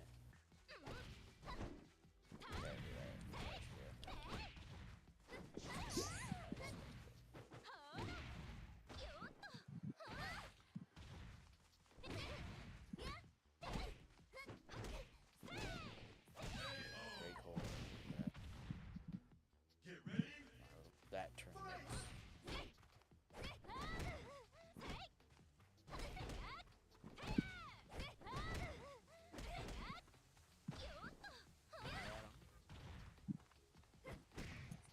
Swift. Okay.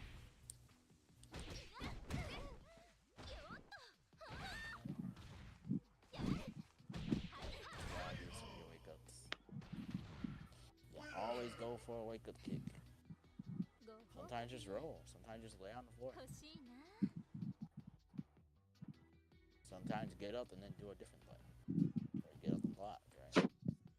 You gotta mix up how you get up a little bit more. If you always go for a wake up kick, it's easy to just say screw you and hit you.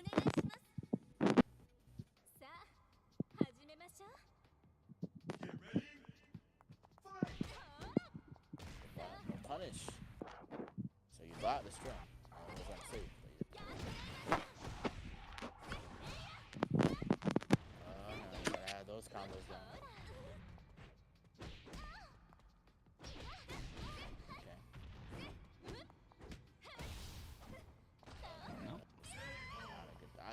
how to use that. I got you with the fatal stun down. Never ready for it. I'm ready for that. Very obvious, right? That you want some mid-range often. Be careful. There you go. Got up good from that time. Yeah.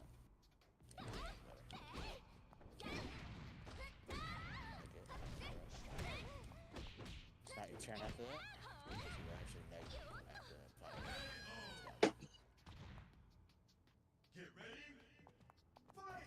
Had a lot of Momiji practice recently.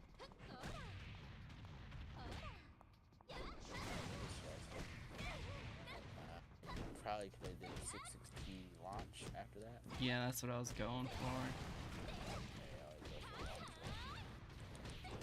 I do like that.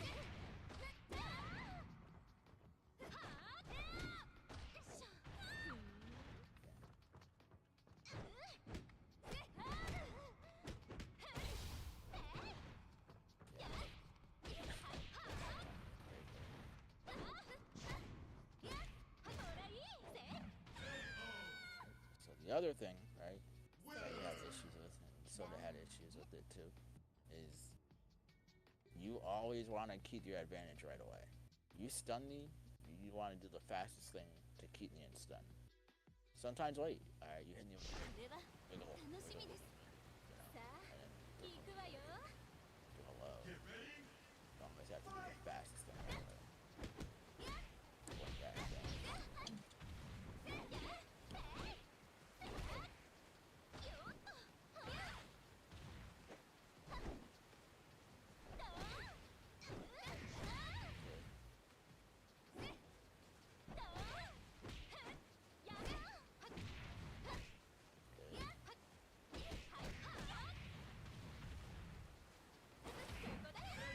Forgot about the slip and slide. Remember the weasel meme.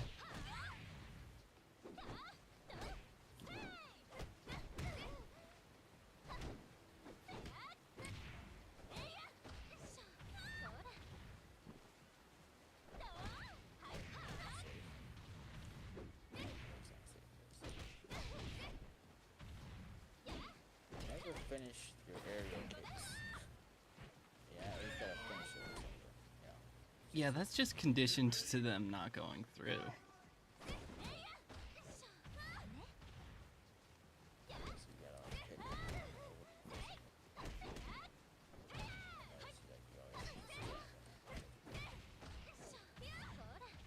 We'll go through it, everything else.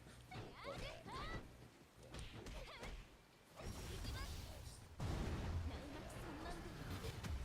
Now you gotta win. Now you gotta win. You have to take this round.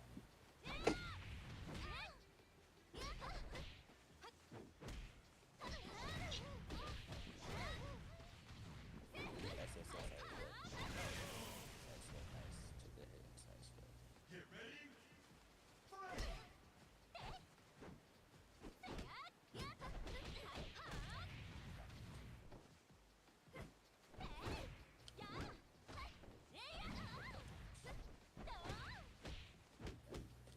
Like it. Nice.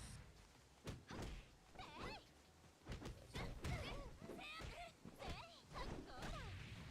Got it. Sometimes you gotta corner up with one foot. Yeah. Just make sure I don't step. You have a lot of tracking. It's all pretty good.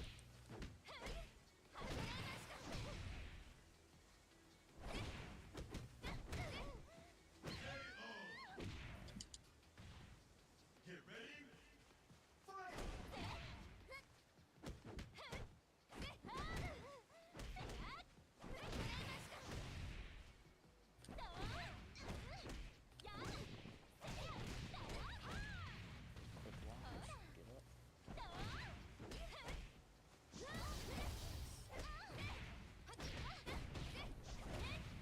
There you go. Finish it.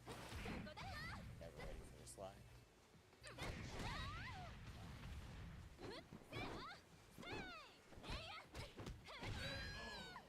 Never ready for my strings. So bad. There's no low in that string. Oh my god. This game. Oh, Guilty Gear. Mm. それは楽しみです。あなたが相手。よろしくね。ほら。 Oh wait, oh wait,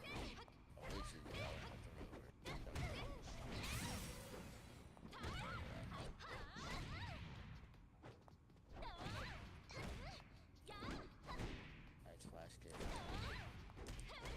Terry? せーの。 Never seen that before. I know how to parry because I tell you, Tony. You know.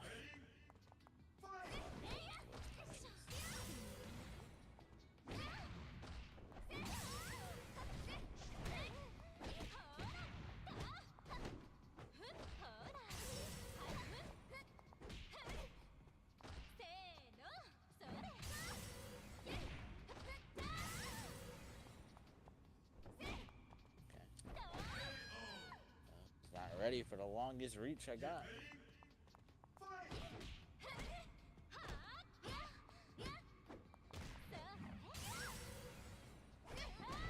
Nice. Very good.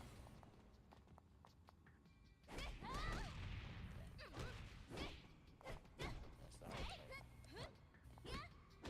So this knife is harder for me. So you can maul me out very well. You won the round though, you didn't need to stun that either. I was already almost dead. Now you have no meter. You kinda beat me this round. So I saw me if I was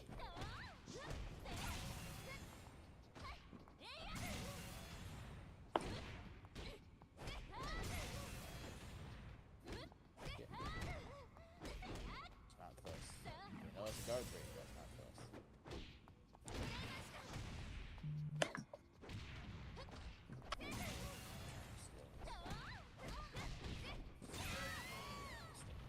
Good job. The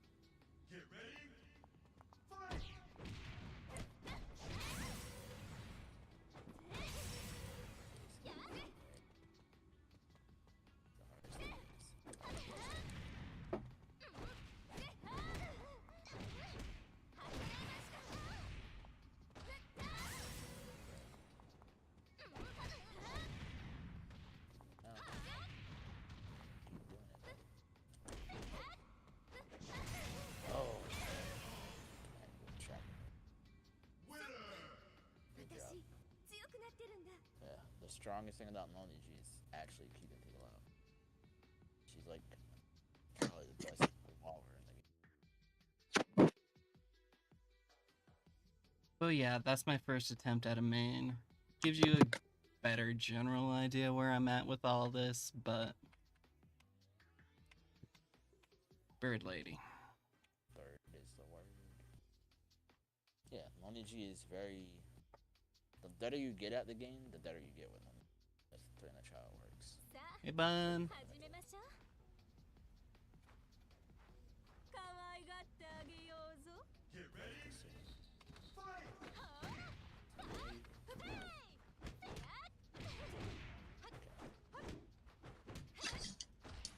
気持ちいい。 Now this character is like a fake grappler. She doesn't have a grappler, but she plays like a grappler. それ。おっ。 So it goes the colors. ほら。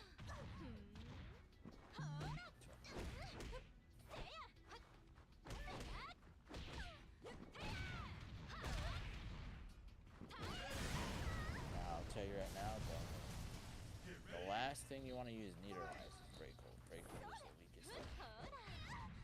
But I don't know if I'm trying to actually hold it.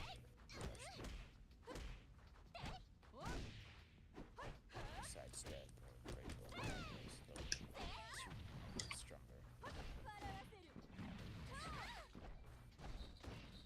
Whoa! No fear.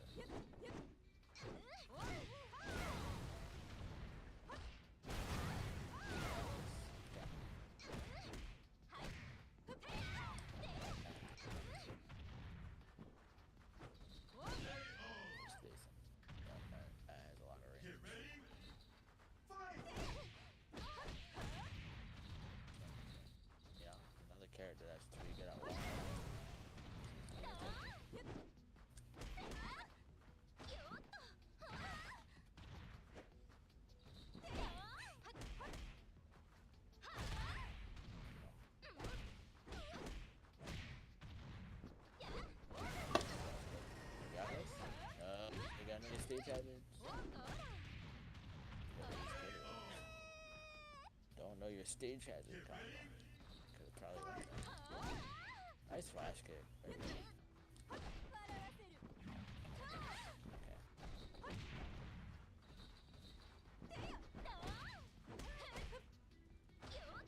Give me that. No, you're not using Tito's K. Mm-hmm. Very strong.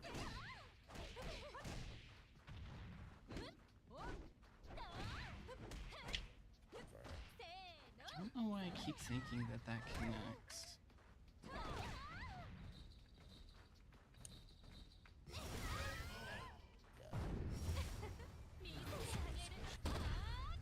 So your sweep doesn't go very far. You're better off with 2P and your 2D gets fast and it goes kind of far. ありがとう。よかった Your ね。 sweep is kind of like really close to her.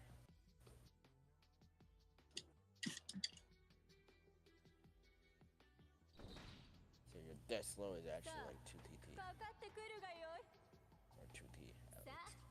あ、始めましょう。 The sweep is kind of like a really slow sweep that doesn't really go that far. Just don't like 2T.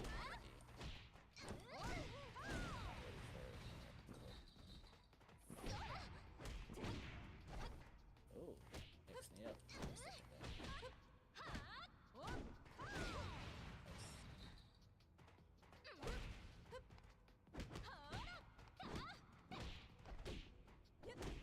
There you go. Up close, that's scary. Well, no. The thing we want to do with it, or at least that I want to do with it, is get them to not expect the mid follow-up. Yes, that's true. Start again. Because that mid follow-up launches getting me closer to what I'm actually looking for. Sorry, yeah. So it's the one that every single hit after the first hit, yeah, but 気持ちいい。 it's annoying. It's like slow, you know, it's slower than what to learn. 残念。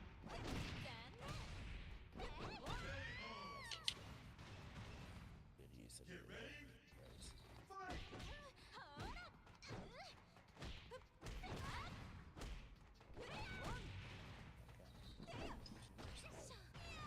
There's that whiff there. Work on the third push.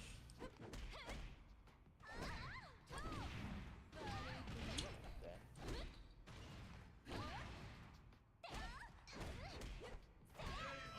A panic, great hold too much. Sometimes just hold that button. 悪い子ね。 A lot there, you just hold it. Panic, great hold.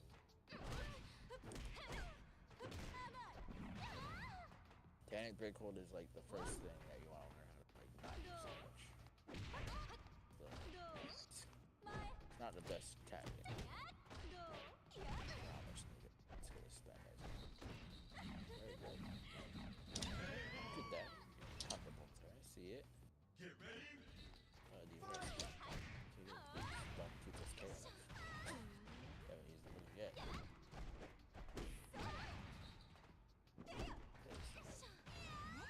Risky, but save it.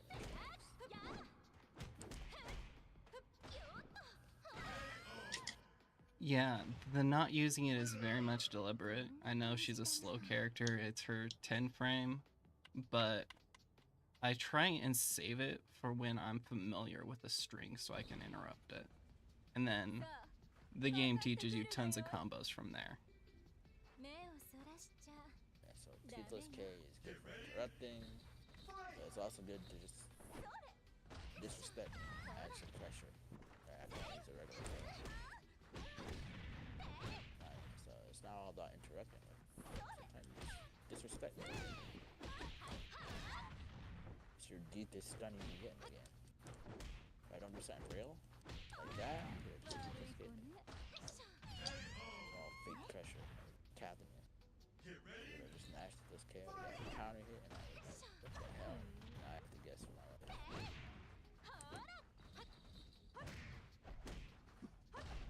Your stun game is really good. So it's just about getting it.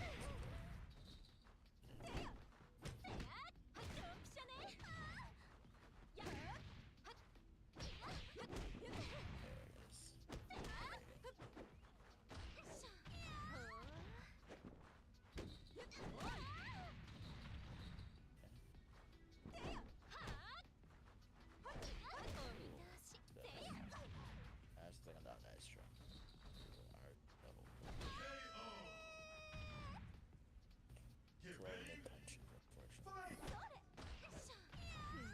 just as an actual like combo.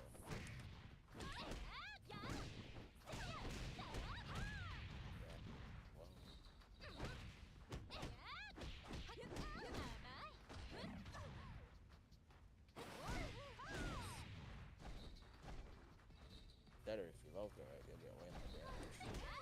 You're ready to do something like that. See how I waited? I stun you, and then I just look at you. I wait for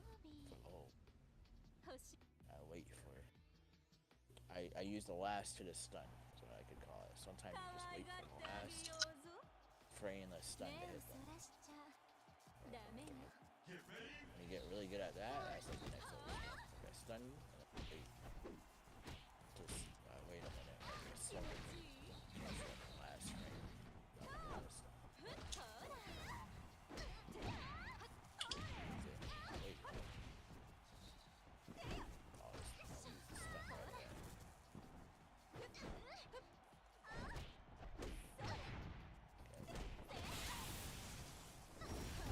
Oh. Not what I meant to do, but you know what? Fuck it, we ball. Sometimes that happens. Try it because we side switch.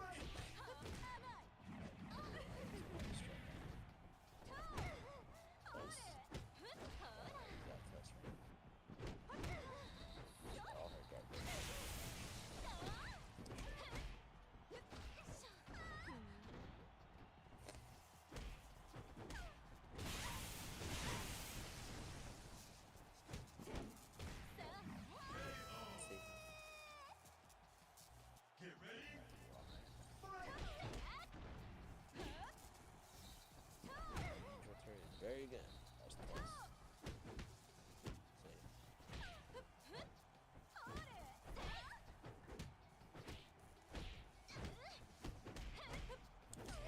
Plus K.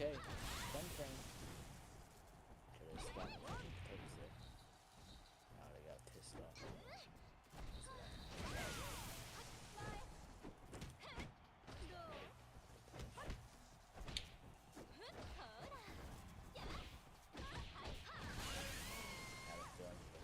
Block on your wake up. Get ready.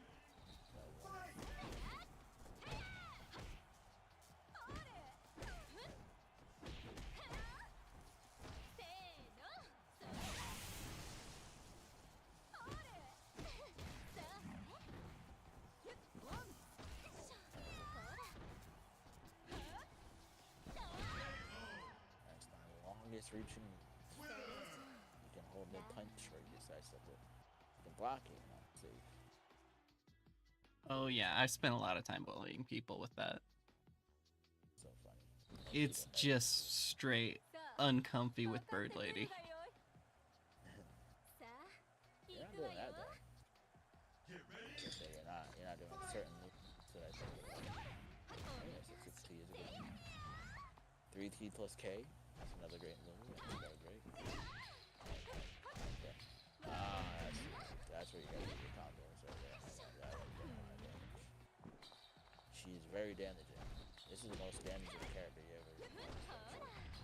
So that's the other thing, right? She's slow, but she hits in the frickin' action. So you gotta maximize your damage when you do it. You gotta look at all her most optimal. You gotta look at your damage and train it. Next thing you train. Ooh, I didn't think of this thing. Ooh, that punch. Crazy.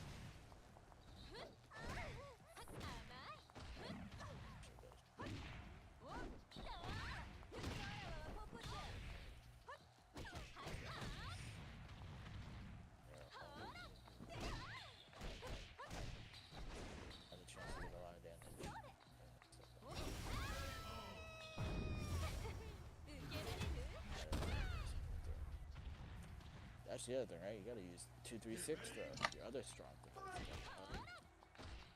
2-3-6, 6T is your weakest defense, but it's a mix up. Plus 10. Yeah, 2T is really good. Very long 2T.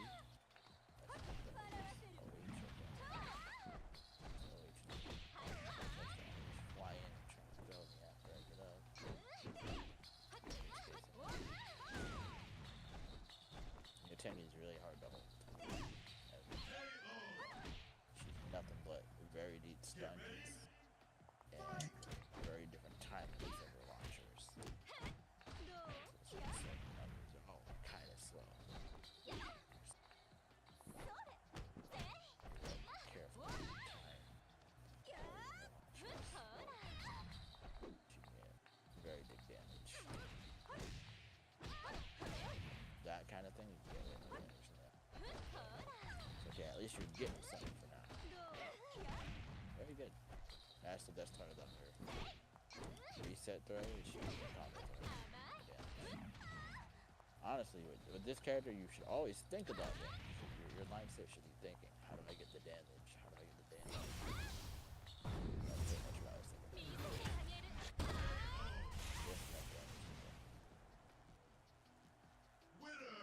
So it's a little different mindset than what you're used to. You're slower, but you hit like a freaking truck.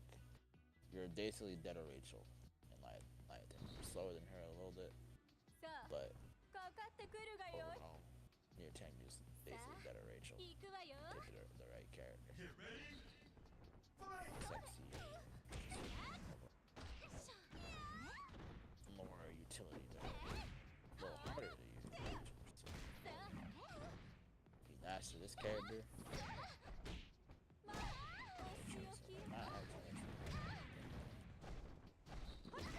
the same damage with no utility.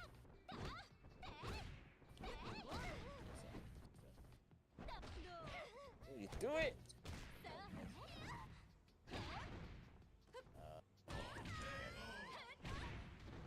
So instead of low holding, you should just 2TT. Same idea, to duck my high, but an attack version of it would have helped you in there. Because you did a hold, I was able to do the attack version of stuff. Kicking me. Oh yeah, she had really good kicks too. So very, very good. Like it? Let's do the first one.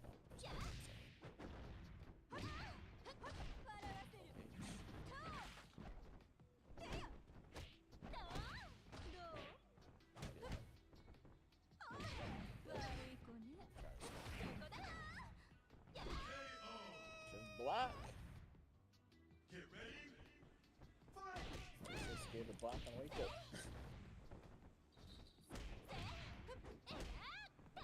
Could throw you. Somewhat scary. That's something else I really need to learn. Block with the block button more. Oh, you don't block with the block button? I do you sometimes, play- but not enough. Wait, do you play on stick or something? For simplicity's sake, hitbox. Oh, that's why you let me have it. Okay. Hitbox sounds hard to play on this game. I never knew that. Interesting. I know. But yes, you gotta definitely just block with the block button. So you're holding down back. Do you play 2D fighters a lot? Is that why? It's just habit I've built up. Cause Pokken has a designated block button. It's just, it feels wrong somehow. I don't know. You play Pokken. That's your other like competitive fun game. Yeah, and it's got a lot in common with Doa. Instead of the holds, it's got a system where it's like you're invincible during the stance, and you take no damage, no chip damage, no nothing, and then you counter hit, but it's weak to throws. So the exact same triangle system. It's just a type of an attack that you charge instead. I But always thought that game was interesting. I never got into it. Who's your name in that game? I ended up maining Weavile. Kind of a pixie-ish character. His gimmick is that, well, he has a few. Every character has at least 2 gimmicks. For Weavile, it was that everything, your big combo finishers deal meter damage. So they sap up your opponent's meter when you finish a combo. So if you're playing right, at the end of a combo, your opponent never has their super. In addition, can make little platforms that can send out as projectiles. So it's got a bit of zoning there too.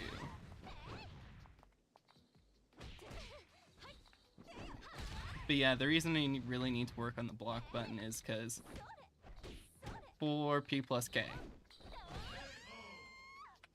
Yeah, don't want to keep accidentally getting that out, because we accidentally get that out a lot. What's for that? No, wait, is that the one where she spins around? Yeah, that's her full screen projectile. Oh, yeah. And like, That's it. it's like, what, 45 frames before it can come out. Yeah. And so like, trying to go for a P plus K and getting that, yeah, no. Gotcha.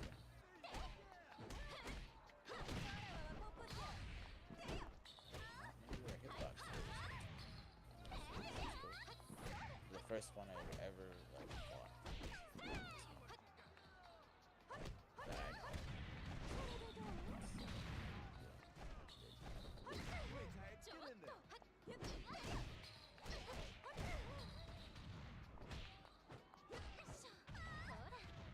I couldn't do hitbox in this game. So fast.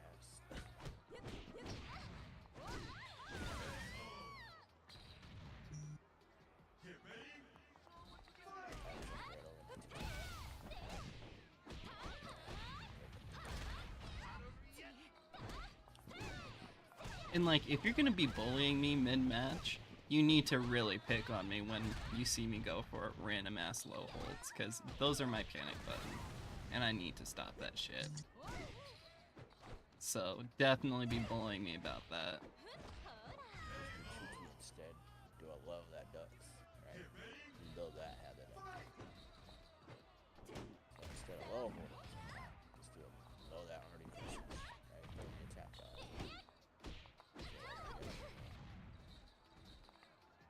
But also when it fuzzy, hitbox. But that is just press and block and 3-3. 3-3. I go right. I know this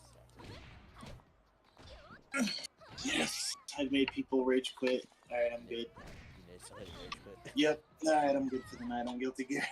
What character was it? Soul Bad Guy. Oh yeah, perfect.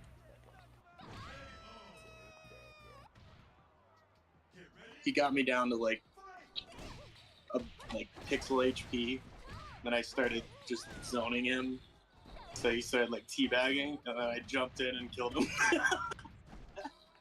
Oh, please tell me you got that. Please tell me you can show me that. Did you stream it? Some? Yeah, Or, like, sure, got a yeah. replay at least. Yeah. So Sweet. We gotta have you hook me up with that, because that shit sounds funny.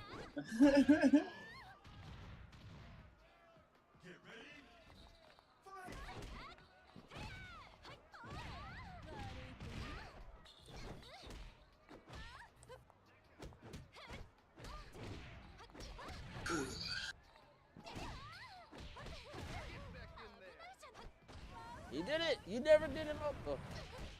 Well, finally did it. Yeah, good job. You finally do it, man. You just get stepped in it. You could be throwing that out a lot more. Super good. It's like how she gets into her big damage.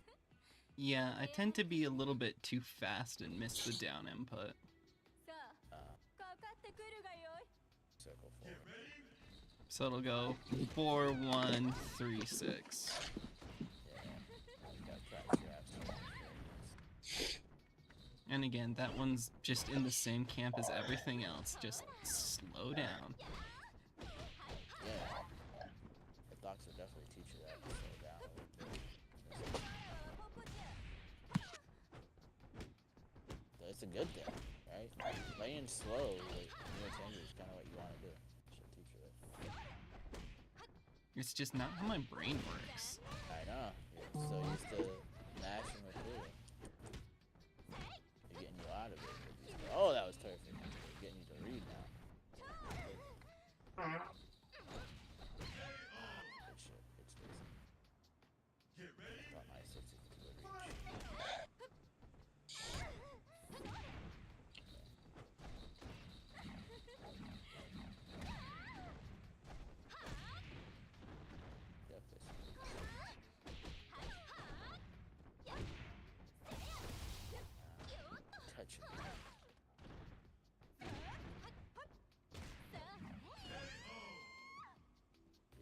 have to take your advantage right away. Sometimes you just hit me and you wait. Okay, that's the hit.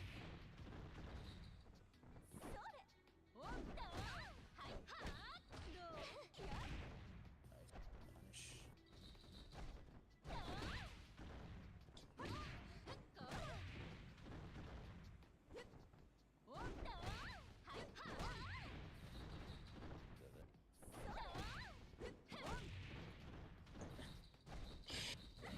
Oof.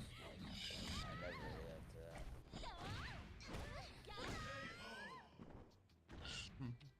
Mix up and stuff. Yo, Tapas, how's it going? No, mess that up.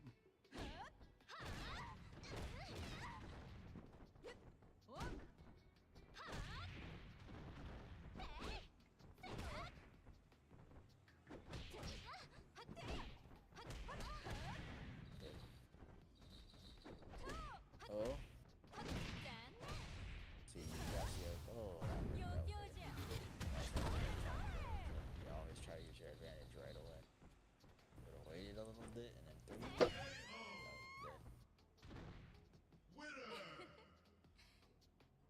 That was good. Sometimes you can tell when somebody wants to break hold. They're gonna panic hold. So what I like to, like I told Soda, is like there are certain moves everybody has. Certain things that like people get hit by, and it really freaks people out. Even me. I get hit by something like a T plus K. That's scary to me. I get hit by a certain move that's weird. It stuns me. In my mind, it's like it's a little panic. Those are the things you can really use to like get your strongest throws. You know, like okay, this is something really cool. If we're playing like a low level, you know, we're going to do this like dash. We're not. When you play like a decent player, there's certain moves that like scare people. Scare tactics. So you gotta catch on to that. And that's when you really get your biggest natural throw. Like that. I hit you with a counter hit 1-2 in the water. Now you're on the block.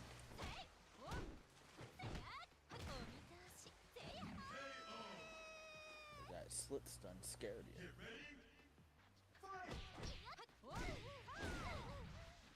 Something that like I always think about. Even in instance for certain attacks. Certain interactions. You used it! Oh my god, you finally put you ever press that. Godsend button, there you go.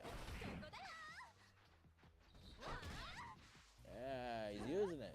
God, he's gotta work on it. Trust me, most people don't punish that move. It's like super dumb. Really like my definition. But you know, it's 10 frames. Yeah. See how fast it recovers? Fake people out with it. I'm not gonna say spam it. So, like, so let me know that you're not afraid to use your jab. You also have other jabs, which is slow. Which is way further.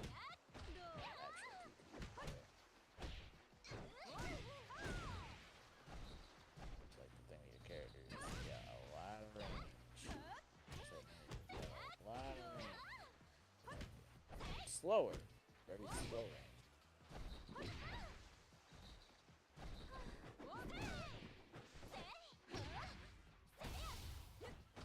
That's too honest. A freaky hit. What is somebody gonna do? Break hold. Oh, you could have just laid down there. There's certain things I look at. Like, oh, this is a freaky hit. Just makes somebody want to hold. It's a freaky, really weird situation for somebody. They probably want to hold. Think defense. Instead to get hit by that.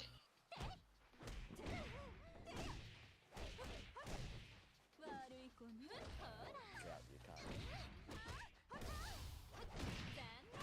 That's where you get the first strong play. So you gotta think like a fake grappler. Always look to set up the throw of this character.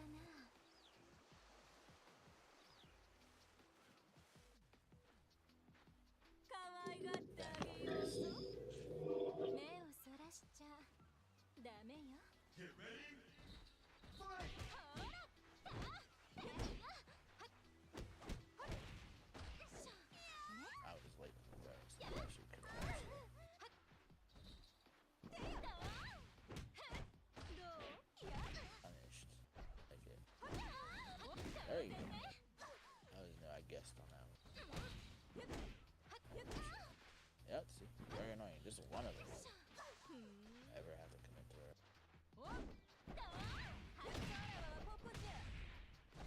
Order. Flying now. Oh, sumo stomp.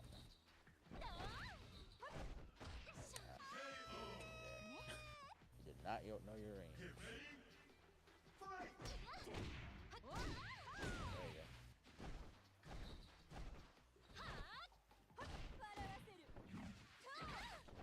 The other stuff.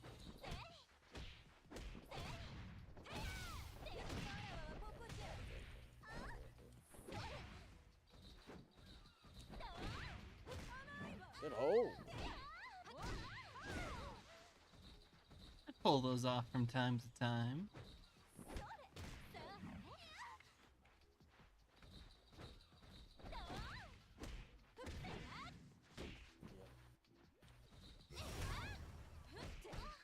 Very good 2P. Pressure on.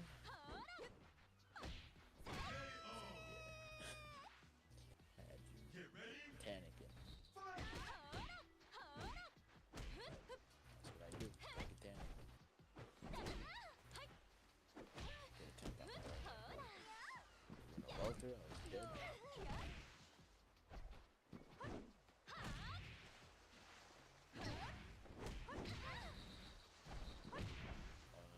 Goodness, using those legs. Give in.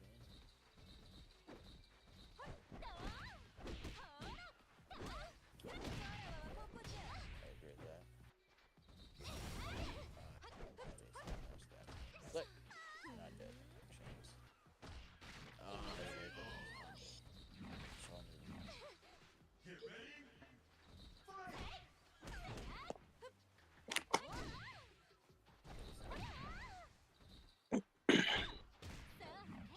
That is unsafe. Yeah, there. Hold down. Tentacle.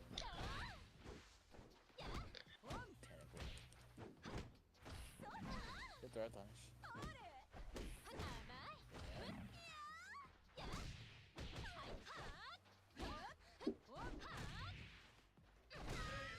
Just wake up and block. Why are you so aggressive every time you want to get up?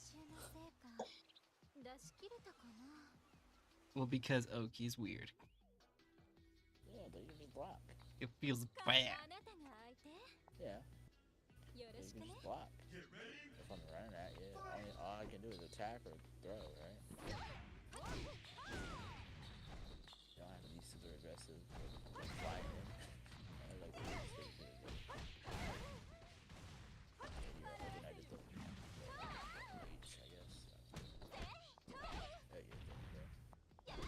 There you go. See? Wake up and block. So it does wonders sometimes.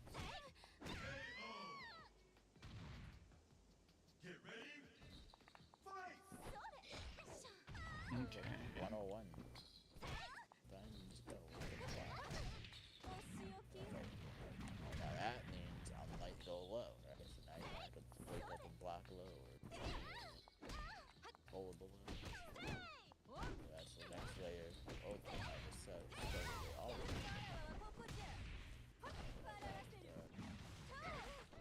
well, like, you gotta at least put that in there that I know you like, okay, you notice the block on waking. I just block my attack on waking. Yeah, so now that you know, I might go low. So now we're playing DOA. Now that makes sense. But before I just kept hitting you, because you kept never blocking on your waking. Okay, Kaito, where were you when I, like, actually got a game?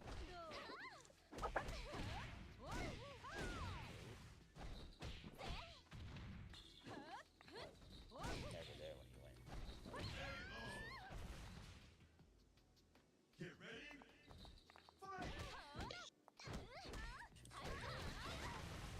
See another one. I joke. Thanks for stopping by.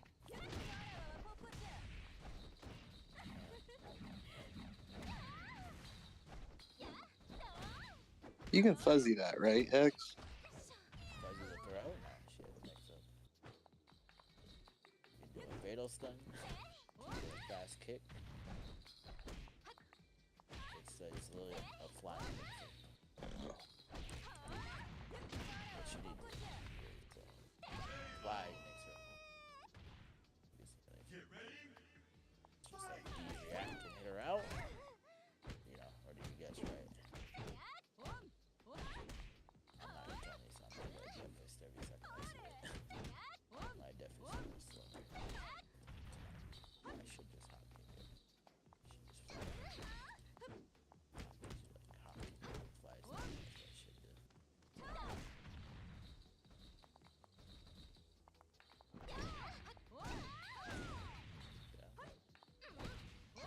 Good block. See, blocking. Very good. Defense already. But now, oh, see, you did take my advice. Do like a back foot. So you block, and then you just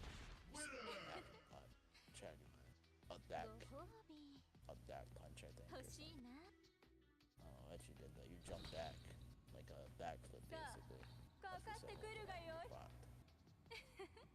Normally, if you block me, right, you gotta think it's either your turn or you get a punish. Right? You block something, it's your turn, you get a punish. How do you take your turn? Yeah, exactly. Don't have to do some crazy things. You gotta know how to take your turn. And the keys, for you at least, in general, taking your turn, right, just go low or throw them. Start or do a really fast mid. Hopefully that tracks. Or a fast low or a mid. That's the start of taking your turn. Just 2 p.m. Right? Very good one. Whatever can go well.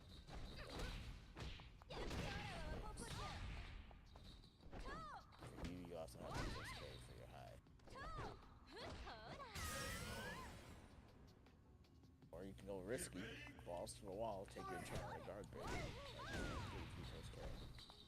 Good as well.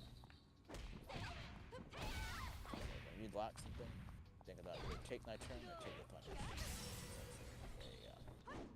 That was on 6, so you took a punish. That's how you have to think. You block something, unless it's a guard break, then I have to keep blocking. Most of the time, most of the guard break is all it hurts.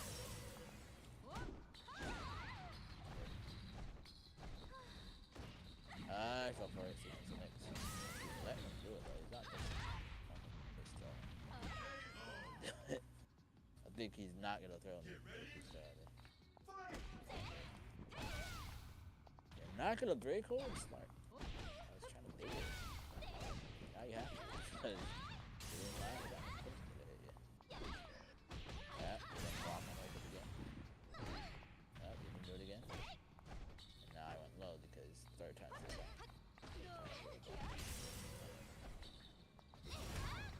Okay, so like that second one, that was all the block button shit that I was talking about earlier. So like, I tried wrong, but I tried. That's all good. That's at least you're trying. At least you're actively thinking about, okay, I can't just nash or do some crazy stuff when I'm getting up all the time. A good player's gonna force me to block, you know, force block.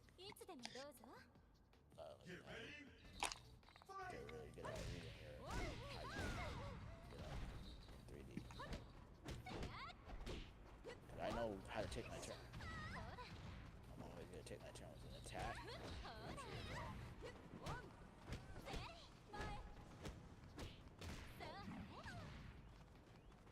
That's the next layer, right?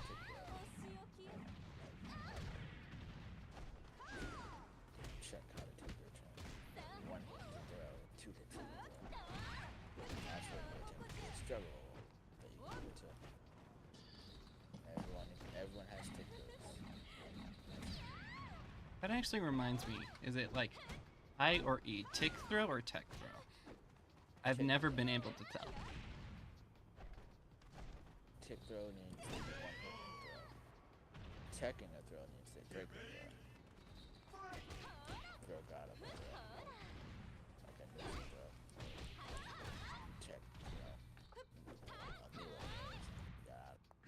think they actually call it tech throw in Street Fighter. Oh, and Street Fighter. Yeah. Which would be like a majority of the FCG, like vocabulary.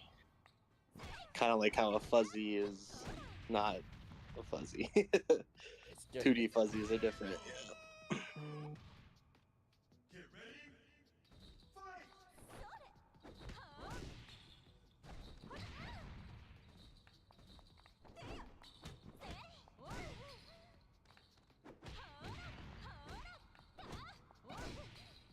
I'm pretty sure you can see those things like tech throw.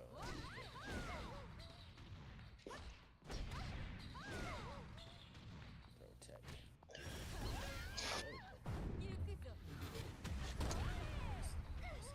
Now you gotta make sure you win.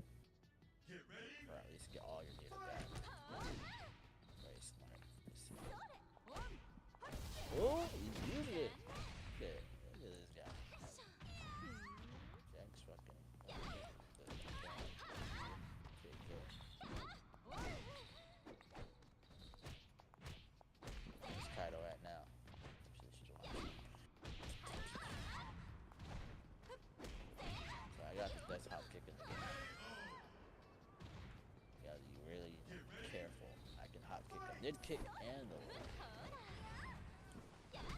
Sometimes it's just best not to do a make up kick. That's how it is. That's on the game. It's pretty good too.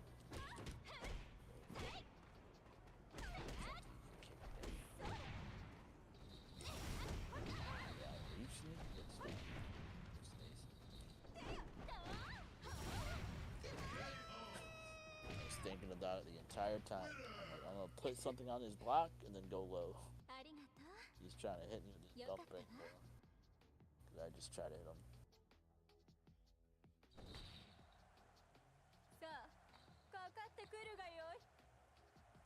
Very good though until the last round. I just played hard. I just played smarter.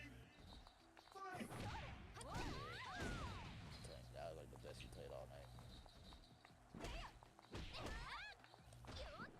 You can do it. Oh, that tracks. Yeah, that move tracks, so I can't size it. Tracking. Pretty good with her.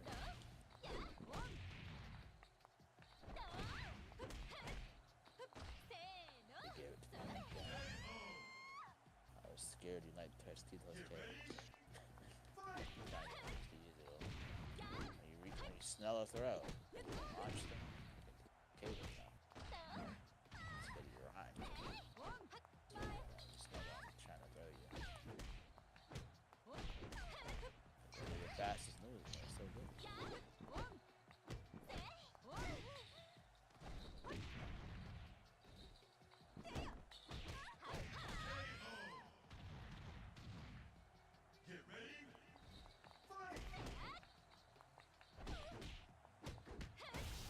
Yeah, I know how to poke that. Yeah, we got a couple of pokes that we use that. Just let me put the buttons on it. Yeah, I know how to be assertive. Defend yourself. That.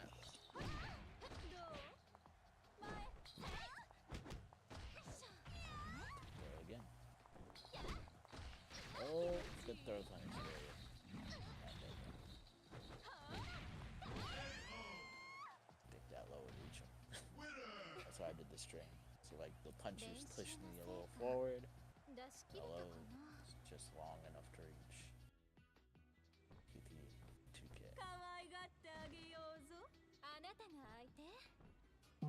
よろしくね。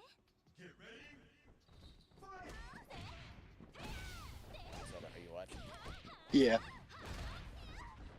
After like 3 matches, tell me everything. Tell me what you think. Alright, tell me.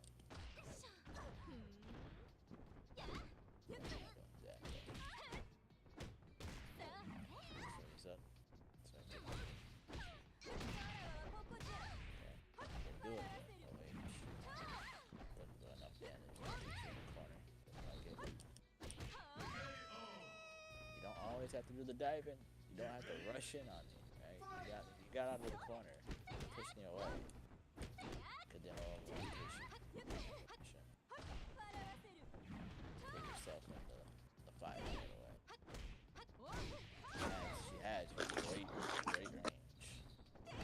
Her range is slow but easy.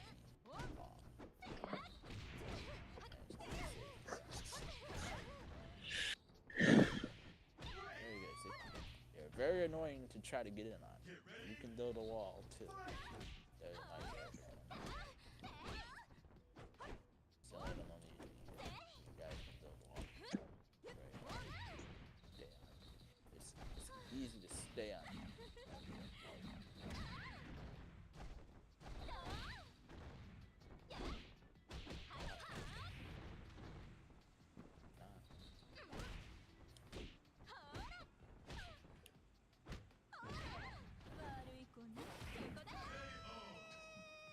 Dad, stop.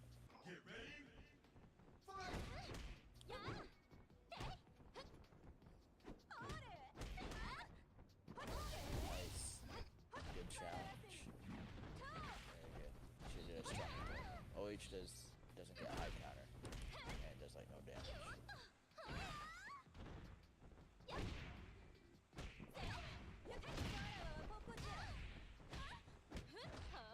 Well, that just comes from my hands are confused from playing Momo, because I really like Momo 66T. Yeah. And you get high counter. Yeah. So you gotta get that out of your head. But yeah, that's what I was meaning with Lisa, because, like, she is confusing. I have a lot to learn, but, like, I never miss input like that. I never think I'm playing somebody else. My hands just do Lisa things, and only Lisa things. Okay. Cool. And it's freaking bizarre. Why? I think it's because she's pretty unique. Like, like it's like you're playing a different game almost. That is true. When I play a different character, even I'll do some things that I'm like it told me. Not recognize it. It takes me a second to be like, nope, that's not what it told me is. Yeah, Lisa is like, she does her own thing all the time. No one really copies her, but I don't know. It's the similar kid. It's an Oka and then it's Tina with the flips, that's it. Everything else is like, it's only her. That she get mixed up.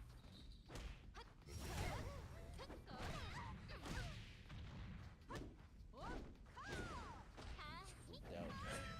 She did everything you could look to try to hit me. We were just chilled. Would have had that round. Obviously, she was like right next to the corner and everything.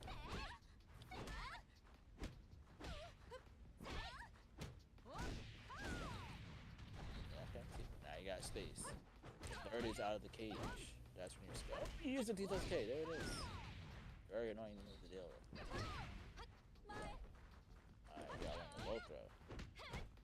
So Neo Tengu has the strongest like low throw in the game. The whole it's the sumo like power bomb. Finally I did something about it. I thought about it. He's gonna fly in and try to hit her throat. Hit a butt. That's where you gotta be careful when I start doing that. And that's not afraid to hit butt. It's not really reactable, but yeah, that's like these freaking buttons.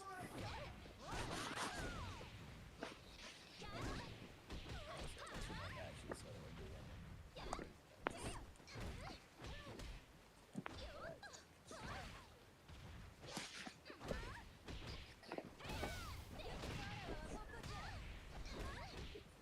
There you go.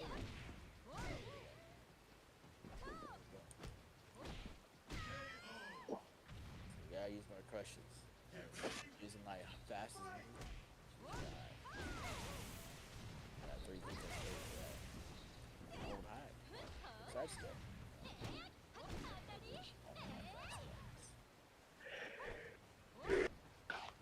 I see whose team you're on, Loki. Giving him ideas. Yeah, I could just do that. It's flying all day. It doesn't do any damage, but it's stylish.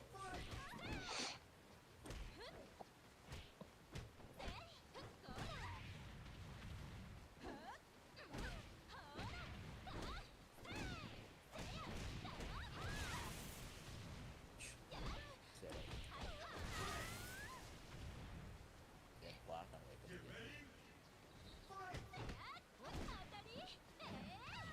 That is punishment, actually. This little thing has a punch. Yeah. Then you try to get that guard break on the way good. Station. There you go.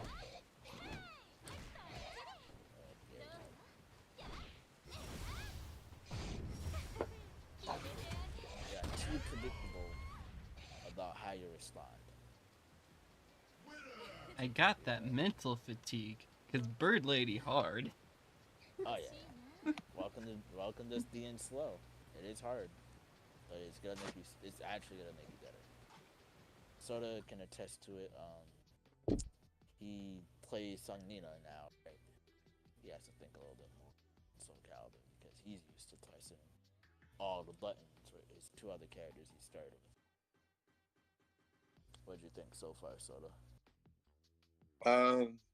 Because you talked about how you say you struggle once, or you're doing okay when you're in, and yeah, I see that. So like solid getting in. So there's two different ways to like do it. One is you come just into range, like just before that your opponent's range, and you stop there. Then you press a button, kind of after they press something. Or you come into their range and block something, and then take your turn. So that's something I wasn't seeing you doing. So like you were using the fly-in almost exclusively to approach. And maybe that's what Neotango is supposed to do, but like Can't do it all the time. yeah, can't do it all the time. That might help, because I play some people who will, every moment I come in, they just boom launch me, boom launch me, boom launch me, boom launch me, and like I just have to have like it's so hard because I want to come in with like a running attack, I want to come in with like a sliding attack, like with a like every character has some sort of like running in guard break or something like that. So like I either come just and stop right before they get into that range again, then whiff punish. Yeah. So you're saying like it's okay to just come in and block. It's okay to just come in and then respond to what they might try to whack you with, as you're coming in. So an obvious one, if I was to tell me you're coming in, I might throw out a death fist to keep you from wanting to run in. If I was to tell me, I would have death fisted your fly in a lot more. But because I knew I'm a little slower, I didn't start hitting your fly in until a little later. So you're getting away with it for maybe the first 5 to 6 games or 7 games or whatever. So near the last, 5, I started to hit your fly in. Just said, fuck it. Every time I see you just take off the ground, I'm just gonna hit a button. That's what I had in my mind, and it worked. You never hit me with a fly move again. And you didn't ever adapt from that, right? You never just walked in and blocked, ran in and blocked. You never ran in and tried to reactively, or bait out, something that I would throw out. I threw out maybe KK or TTT or something. I threw out some linear moves called shadow boxing as you tried to get in. And you never caught on to any of that. Okay, he's gonna respond as I'm running in. It was either no, I run in and you get your hit, or you run in and you run in and you get your hit, or you run in and I I hit you. It was always one or the other. It was never like you never changed from that. You was always either you're gonna challenge me and you're gonna get your hit, or I'm gonna hit you for trying to get trying to get in on me. That's kind of what I guess sort of was seeing. It's like it's either one or the other. It's like either you're getting hit for trying to hit me first, Yeah, that was exactly. Yeah. or you actually hit me because you did it first. And got it. So, yeah. Sometimes you did, sometimes you're good at it. You actually hit me, but it was never like, wait, let me just like stop this war, that's going on. Of he's either gonna hit me or I'm gonna hit him. Let me like think defense as I'm running in and like throw out a move. Right, let me hold block and block punish. Let me stop a second and then he sidestep because he's gonna do a linear move. Let me stop a second and then back up and maybe make him whiff, Or let me stop here and I know he's gonna do a move now, and I stop just in time to make him whiff, and now I can get an attack because I'm gonna whiff and get a punish. You never thought like that. It was just black and white with you. It's either you're gonna run in and you're gonna hit me first, or I'm gonna clip you before you can get your attack in that you were, trying to throw at me. And yeah, you could deal a little faster with fly and get away with it a little bit faster than everyone's used to with anybody else in the game, because your fly goes really fast. So it was just one or the other, You never just derived from that way of approach with me. It was either, okay, I'm gonna hit Jack because he keeps doing this, or he's gonna actually get it first, And sometimes you did get it first, the other times you didn't. But you're gambling that every time that I'm not gonna respond at the right appropriate time faster than you are. That's pretty much what you're doing. You're always gambling that aspect. Even when I was waking up, like I'm already on the ground, you're already thinking of flying in, You're not even thinking about, and I gotta lay down and wait for a wake up kick. You're just like, nope, I'm just gonna go and try to throw down my pressure while he's down. So I noticed it too. It's like you're always thinking of, I just gotta do it first. I just gotta do it first. I just gotta do it first. Instead of like, wait a minute. And you like step back and like try to see if he's gonna attack, because I've been doing this so much. I've been always doing, I gotta hit him first. I gotta hit him first. Let me see if I could just like see if he's gonna respond, because I've been doing it so much, and use that against him. Because eventually I'm gonna respond, right? I'm not gonna hold block every time they run in on me. Just like I told you, sometimes get up and hold block. You don't have to do it every time, because eventually I might go for a throw or a low. But you gotta do it, sometimes put the nicks in there that like, okay, I know he gets up and he holds block. Now it's time for me to start throwing. Now it's time for me to start going low. Now it's time for me to do something different, because he's always holding block, and then you start punishing, my go-to. I just ran up to you and did like an unsafe hop kick. That's what I was hitting for you when you never held block on wake up. I almost always hit you with a hop kick. But then you caught on to what I was saying, like sometimes just block. And then you would block it and then you would punish the hop kick. I'm like, okay, you get to that idea. But you never got the other idea, is what it sort of was saying. It's like you're always just going in. I wanna hit you first. I wanna hit you first. I wanna get nice shit going first, So like, oh wait a minute, X or another player right now is hitting me before I can get my stuff going. Maybe it's not truly real, or they got up first, or they attacked first, or whatever. They did a move that was stronger and beat me out. Following so forth, JK.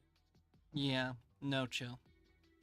Yeah, he didn't have any chill. It's just, I want to go to war every time. You just want to go to war with everybody, at all times. It's like that guy. And when I show you that, I'm not dealing with your war, you're gonna deal with my war. It never, adjusted. You're like, nah, I'm gonna win the next war. You never won this battle. No, I'm gonna win the next battle. I'm gonna win the next battle. It was just always in your mind to do that. But Tengu's gonna teach you that you can always win every battle. You're slower. The fly helps you deal a little faster than everybody, but overall, you're a slower character. So you have to plan further. You have to plan deeper.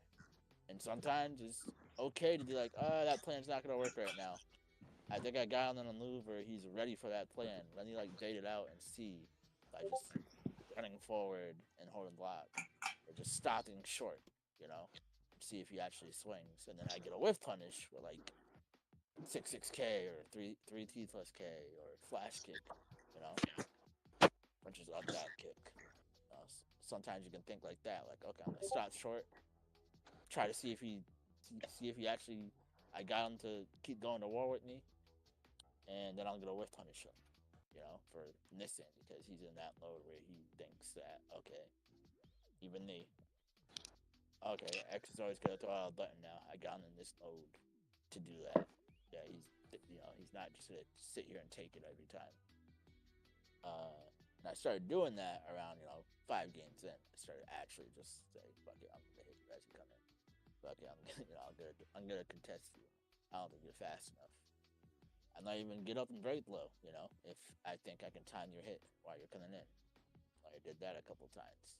But because you always went to war, you put yourself on the battlefield like that, you know what I mean? You're like, I'm always gonna go to war with X as he's getting up. Whereas, I'm trying to approach and he's facing. I'm always gonna go for that war, that battle. Even if you had a lead, still go for that war, So sometimes, yeah, just do what Soto said. Just think about run up and block. Think about run up and respond to what your opponent might do because you're running up at them. Some people hold block. I'm one of those people that might hold block more than others because I think about block punishment and I think about are you gonna do something unsafe. So some people always can attack, and yeah, maybe you're good at timing your attack on those people. But there are the other people that you might not be always good at timing your attack on them because they get up a little differently, or they know that this button's faster than the button that you're about to do, or they just respond with a fast button every time, so it makes it difficult for you to always do an attack as you come in. So you gotta recognize that everyone's different. I caught on later on and I started hitting you, and you never caught on that. Like, okay, I know how to go to war with you. Either you're gonna hit me or I'm gonna hit you, and that's cool. You never thought to hold back on that idea because it was working a lot the first 5 games. Just taking a throw, just taking a throw, taking a throw. Not reacting to this. But once I stopped, you never realized oh, when X is hitting me as I come in. What do I do? What's your thoughts, JK? Well, something I was kind of trying to get in the headspace of is trying to knock my opponent away to give myself more of a chance to just be wait and watch.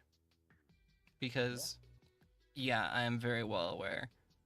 My biggest issue that I'm bashing up against accidentally is the fact that I just don't slow down.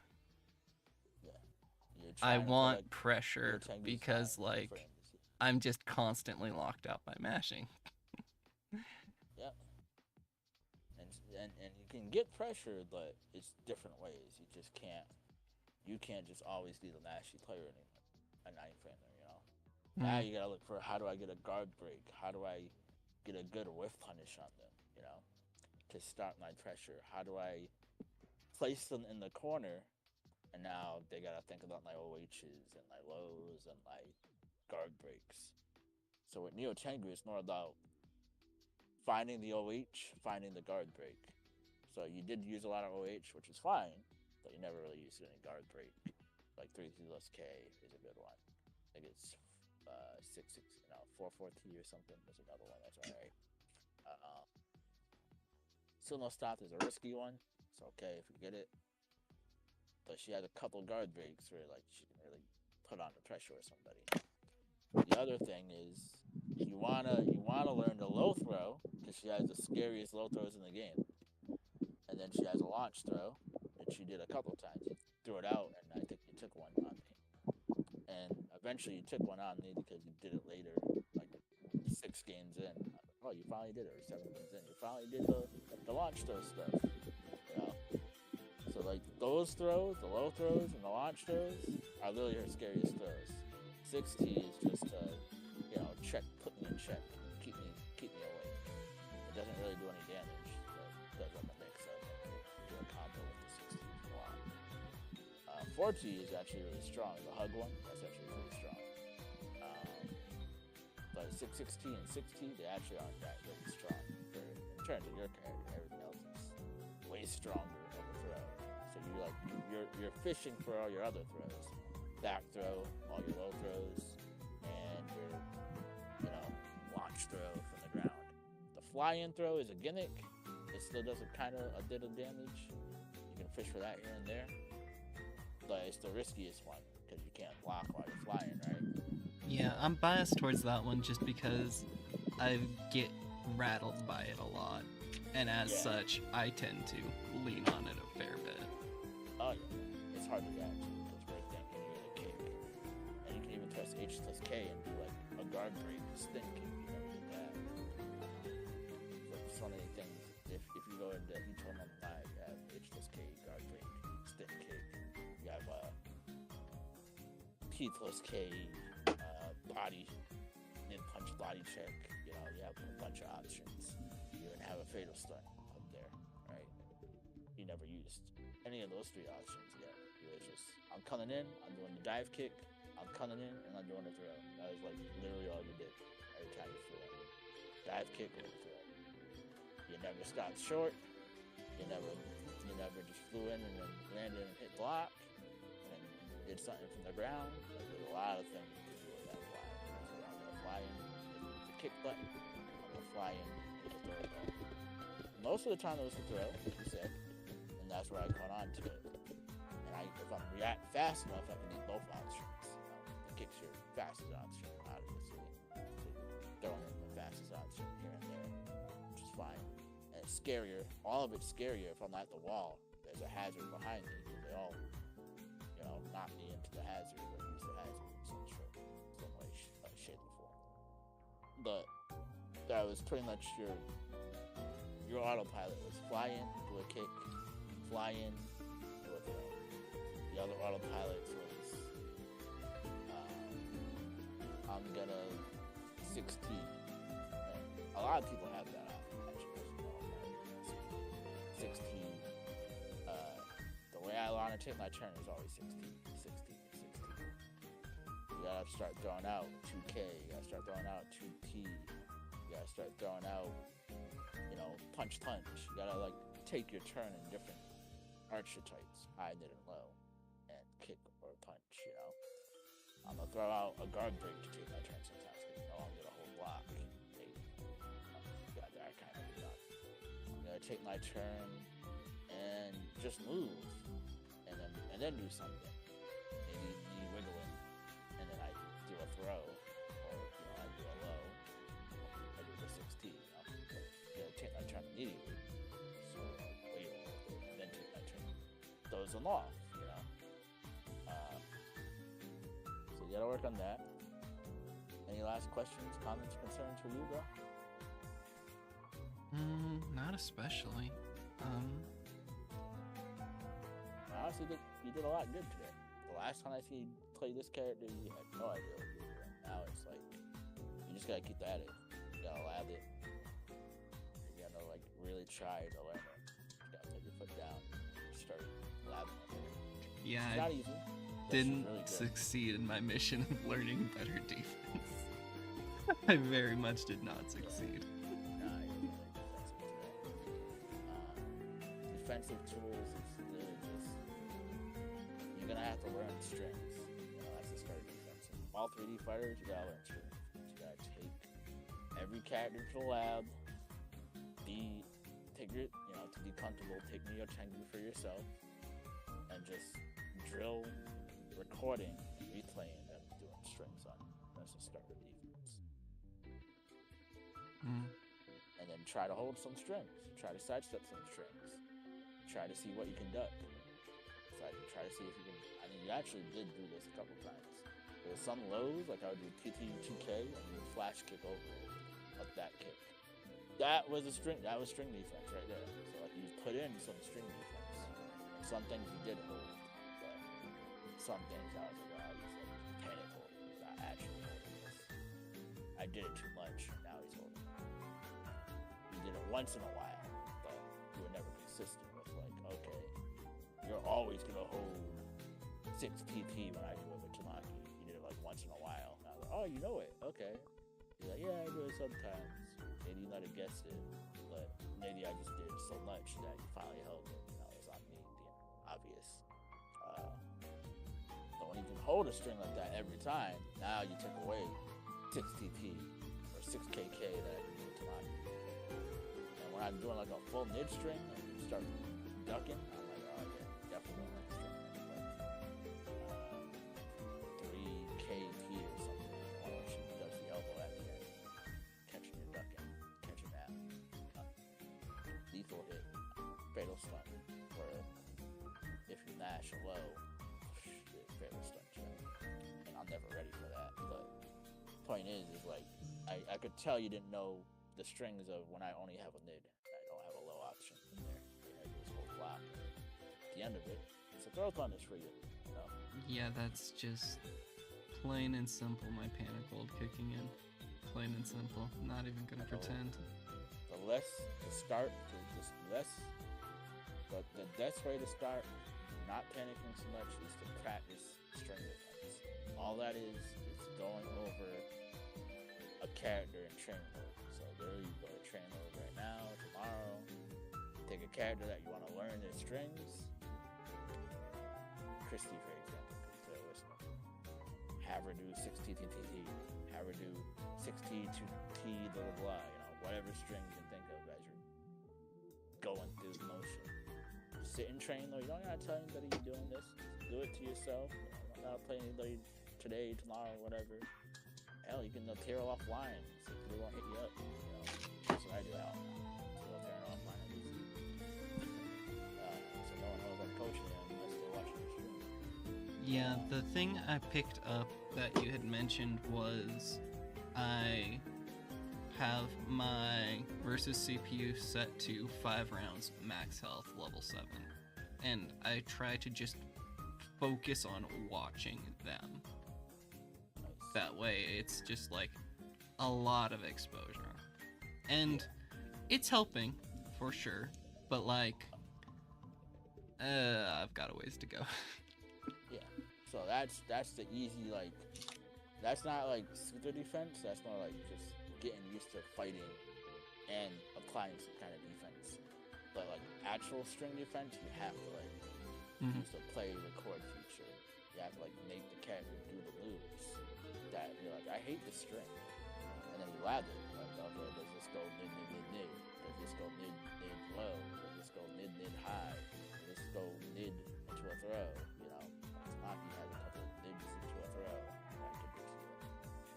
So you gotta start lathering. Yeah, I'm not at that level yet because it's like I don't recognize the string. It's that I recognize the big hit. And that's what I'm trying to work on. I'm trying to, okay, how did they get there? Yeah. So when you do that in recording, so first, if you have to, the easy way to do it is like you can take the character and then train. Look for the moves that are like, oh, these are the moves that beat like Lord X or Wisnik or whoever you fight. These are the moves that hit. You grab them from command training, and now you put it, when you go to free training, put on play and record. You can put 3 attacks. You can play and record 3 slots, and you can put it on random. So it randoms 3 different attacks or throws or whatever that your setups that you're trying. You can put a whole setup that somebody does. You know, you record yourself doing that and have it play back randomly between these 3. And now you practice, reacting to the 3 things that Owisnik does or I do or Uncle Christie's or Tamaki's or Tony's or blah blah blah. Okay, these are the strings that people do. But you practice just muscle memory of this is the right option to stop it 99% of the time. They're gonna have to just do 1 hit to start tick throwing. They're gonna have to start doing 1 hit to start tick throwing because I can't allow them. The best thing about DOA, if you stop people on their second hit, it really fucks people up. People hate always getting held on their second hit. You can't always react to the first hit. Some first hits are too fast. Just like train 16 and under, 17 and under, probably not gonna react to the first hit. Maybe frame like 18 and up, you know, depending how good your reactions are, yeah, you can probably react to the first hit. But most of the time, 17 and under, you're probably not gonna react to the first hit. But if you know the second hit, you're gonna always react to the second hit. You know what I mean? Unless it's TT unlocked. There's some moves that chill. Sort of has TK. Almost everyone has TT. You know, Tengu does it. TT is actually too slow and you can hold the second hit kind of thing. So that's why she has a T plus K. You know.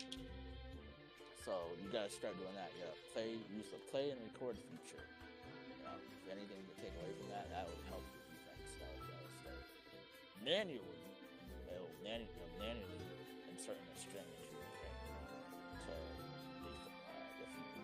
figure out how to stop. You start with all strings. You start with all the strings, and then you just learn the setup. You know, then you learn setup stuff to go defend yourself against that. So it comes to eventually to this game where the top levels just start tick throwing you. That's how they stop you from using your string defense. It's just the one hit that you probably can't react to, or you don't know is coming. And then they throw you, which is also unreactable. And now to beat the tick throw, you have to call it out and hit them like T plus K. Oh, I know you're gonna stop your hit. Let me get my stun. But it's not your turn. If somebody does a tick, they're always like negative 8, -6, -8, or more, depending on what they're ticking. And a tick throw is just like one hit into a throw. One hit into a throw. Anything essentially a tick throw. But most people will say it's like a punch into a throw, or a kick into a throw, or a 2P into a throw, or 6T or 6K. You know, like those single hits into a throw. But it can be really anything. It can be a slow move as well. But most people, you know, they can react to like if Tengu does 2H plus K and then tries to throw, people can react to that. But the point is like that's the next layer once you start taking away their offensive strengths. And that really confuses 90% of the players. Like there's only like 10 to 15% that are ready when you get past that level of, oh, I know all your strengths, I know how to punish them, and I know how to like hold them, and I know how to sidestep or duck them, jump over them. That will annoy the hell out of like 85 to 90% of the player base. And then those 15% of the players, now they start ending up tick throwing you and, you know, just using the stun in that way. And then that's that next layer where you're just like, okay, I'm just gonna call out when they're to not finish. I gotta call out when they're not finished as fast as the ones left on damage. For you, it's amazing. You have the best fast annoying button in the game. T plus K. So for you, that's great. You're just like, okay, I can call out when they're tick throw. And really, you fuck them up. Everyone else, they don't really have that. Usually you have to just launch them. They don't have a beefy stun that's gonna put me in like, you know, put you in plus 40 or something. I don't know, that stuff is crazy. It's very annoying. And then it's hard to, you know, it's hard to even throw your T plus K. You have to be ready for that. Cover so fast. I've been thinking about it the entire time.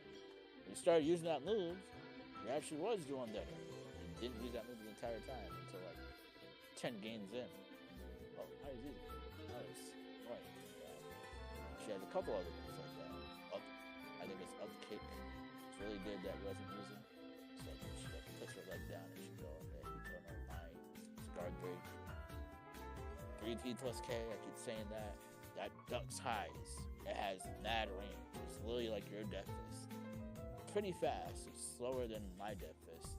But the fact that you get a full combo after it, you hit that 3T plus K on a counter hit, they go flying over and you can fly over there and you can get like a Drake blow or, you know, flash kick combo or something. And I know she can combo it every time as well. And if they don't get hit, it's a Dark Drake where you're plus. And you can go and do a fly stun, so just use the plus range. You know? So sometimes you just throw out 3T plus K, get the high reverse combo. You know, or they're delaying their string. They're gonna try to free cancel. Alright, well, you're gonna cancel and try to go for a throw, or you're gonna cancel and block because I'm throwing out BB plus K, Q plus K. Two great moves to just kind of throw out there. Test the waters with those moves a little bit more. You're too dizzy trying to run up and H plus K knee, run up or fly in and K knee or throw knee, you know. So you gotta work on those little things. Oscar, your Tengu was doing fine. I don't think it was that bad. I thought it would be worse. I thought you were in a worse situation. I'll be honest. I thought it would be worse. You do have this stuff a little bit. But yes, you gotta work on your defense. You gotta work on your string defense. You gotta work on that, like recognizing every string in the game eventually. I get it. You don't know Tamaki. There's not a lot of them. You don't have enough practice for certain. That's cool. But next step is like first learn all the, maybe all the, some common characters. Christy, Helena, Kasumi, Hayabusa, blah blah blah, Ate, all the ninjas. Learn all those common characters, then start picking, characters that you feel you just want to learn how to beat, how to stop. This is how the things get better. This is how all the defensive characters get better. They practice string defense. Because you can't always start the pressure, especially as an You can't always start the pressure. You have to counteract the pressure or stop the opponent's pressure. Just from picking this character, everyone's gonna know to start hitting buttons on you.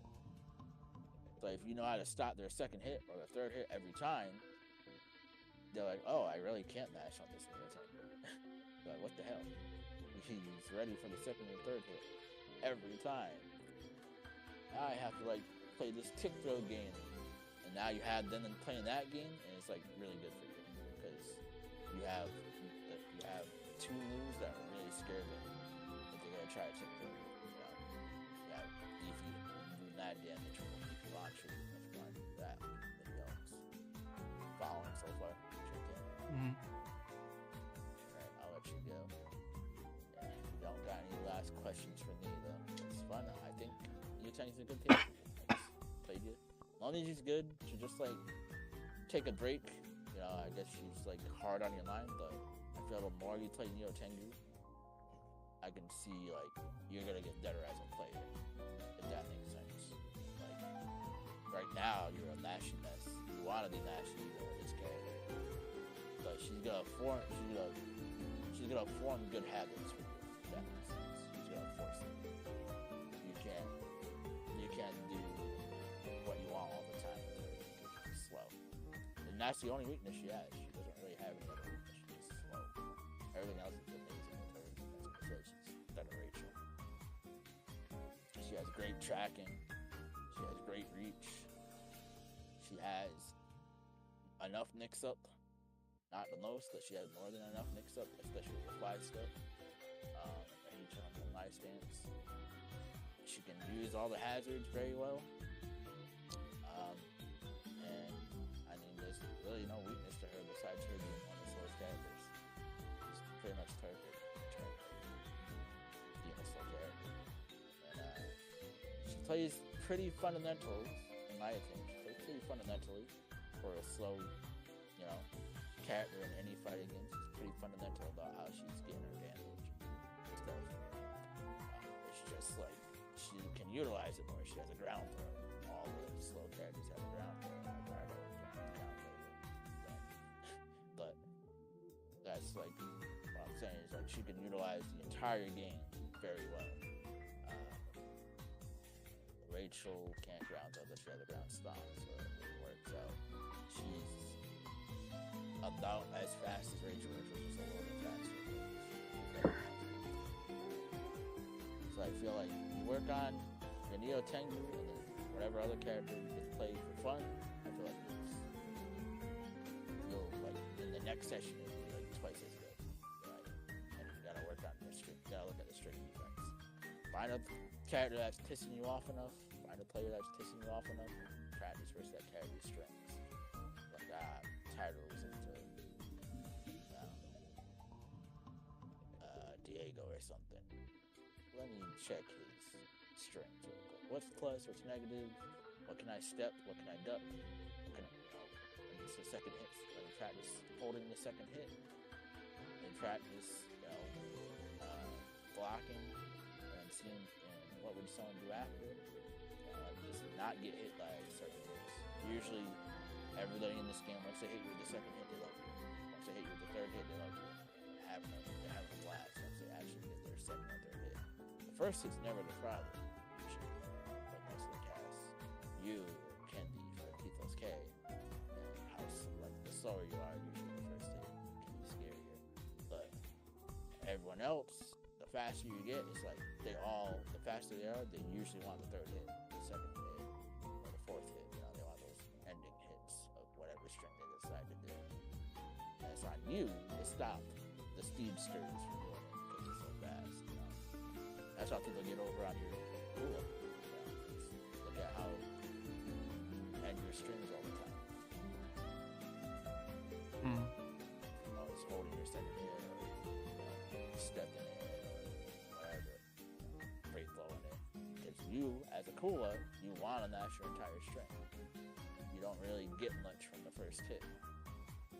You can play this little poke war, but it's not going to benefit you. You know?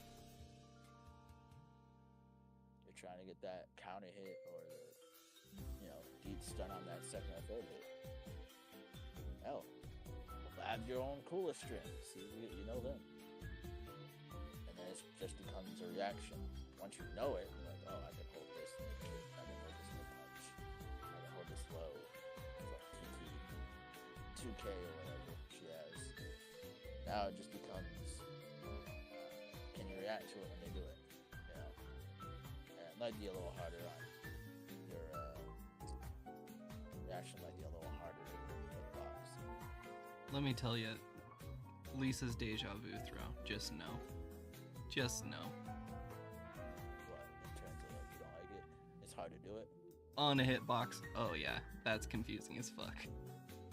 Yeah, I can imagine. I would never do, yeah. Half circles I can do. Once you ask me to go from up to down, no. So there you go. Whereas like Neo Tengu honestly wasn't doing that bad. You're playing a really good player. You're stubborn in your ways. I said it. Stubborn in your ways. That's where I was giving Dusty up. Once you're not stubborn and you actually work on memorizing, that's all 3D is. Memorizing strings, memorizing the opening, memorizing their actual hit that the characters want, the actual setups that people are looking for. And then memorizing opponent knows that you know it and start tick-toeing all that. And start playing differently. Because they're like, oh, I can't just throw strings on them. That's like the first knowledge check of every player. So any star ranking up, they're just gonna throw strings on you and see if you can deal with it. I'm sorry, that's just how fighting games in 3D at least are. They just throw shit on you. And, oh, you can't deal with it? They just keep doing it, you know? And they, like Christie's literally just gonna hit 6 T to start. And it's like, okay, do you know how to hold the second hit? Do you know that you can take the first hit and mash sidestep? You know? That's like the first knowledge checks. I mean, Soda got knowledge checked all last night. With Kokoro throwing to 660 on his back. Like, I do his whole block. Yeah, that was dumb. I was mad you were getting hit by it. That's what I said to him. I didn't know. And I was mad Steph wasn't telling you. You was having a ball. Now the 10th time, like, Soda, stop getting hit. And then he showed you. He's like, just hold block. Just do it. I was like, my back's like, turned. I can't. Oh, you automatically will block guys. For real. So it's like that's the thing. Like, more good players, better players, they're gonna just throw shit at you. In any fighting game, this is already a common thing. They're gonna throw shit at you. You can't stop it the third time they do it. They're like, oh, I love this game. I want to play you all night because I don't think they can figure it out. They're gonna test you. Like, you know, the first 2 times, the third time's a charm, I would say. They do something 3 times in a row and you just don't know to hold it, to sidestep it, to jump over it, to duck it, whatever you gotta do to beat this move or string. Now the players love it because they're like, they don't know. You know, that's what goes through the line. I'm saying Mitsunaki right now. He doesn't know. He doesn't know. I did PT2K. PT2K, like, if you look at our replays after you end your stream, I did PT2K like probably like too many times to a point where I felt bad. He held it maybe a few times, but most of the time he didn't hold it. Oh, I get away with PT2K. It's 100% reactable every time. If he didn't hold it, lighter than Tanic holding. I even said it sometimes. I just Tanic holding. But the Tanic hold low. But maybe like 1 or 2, maybe 3 times out of the 100 times I used that string and I actually held it purposely. But I know you were Tanic holding it more than half the time too. And then that's when I would just do, okay, TT, wait for it, and then do a mid. TT, wait for it, low or something. Because I'm like, alright, he's panicking. He's not actually reacting for the low kick animation to start all the time. Feeling good, JK, for the night? Yeah. Alright, so what are you gonna do after today? So I can make sure you're on the right track. What are you gonna do now? After today? What's your line at? I really just need to work on keeping calm, keeping chill.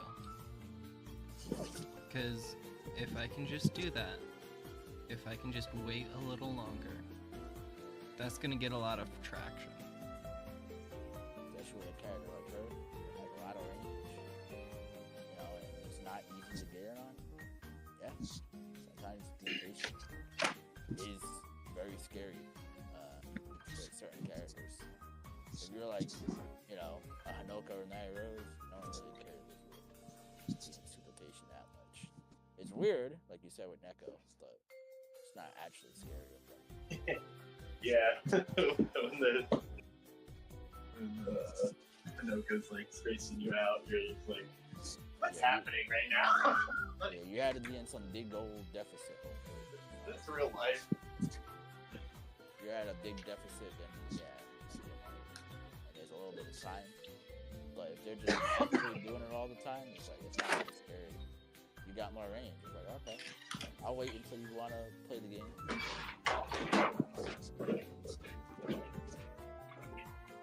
I'll let you go for real now, JK. Hope you had fun. Hope you took some notes. I'd say it's a lot of what you said, chill. Don't always go to war with everything. Know when to go to war and when not to. Replay feature, use that replay feature with open strings. And when you are execution-wise, when you're stuck with something execution-wise, or you think this is important for your character, do it 10 times in a row. Go over that as well. Always run your 10. See if you can do it 10 times in a row before you get on. You gotta do that tomorrow. You gotta do that the next day. Do something 10 times in a row that you think is important for your character. Alright, so kind of early on, Loki was giving me shit about Momo's little mini Izuna drop. And so, like, as a joke, yeah, there's an hour and a half stream of me just doing Izuna drop. Oh, so I could do it 10 times in a row, and you can prove, like, I can do it, you know? And then you can do it in a fight, because you did it 10 times in a row. You might not get it every time you do it, but now you know I can do this. Like, you're having like comfort, like, hey, I can do this 10 times in a row. Maybe I can land this on somebody. That's where it starts, you know? You build your confidence up. And you do that every day, a little bit every day, now it's going to be easy to land that. You did it 10 times today, you did it 10 times tomorrow, you do it 10 times the next day. All of a sudden, you could do it in your sleep. You know, your hands just naturally know how to do it now.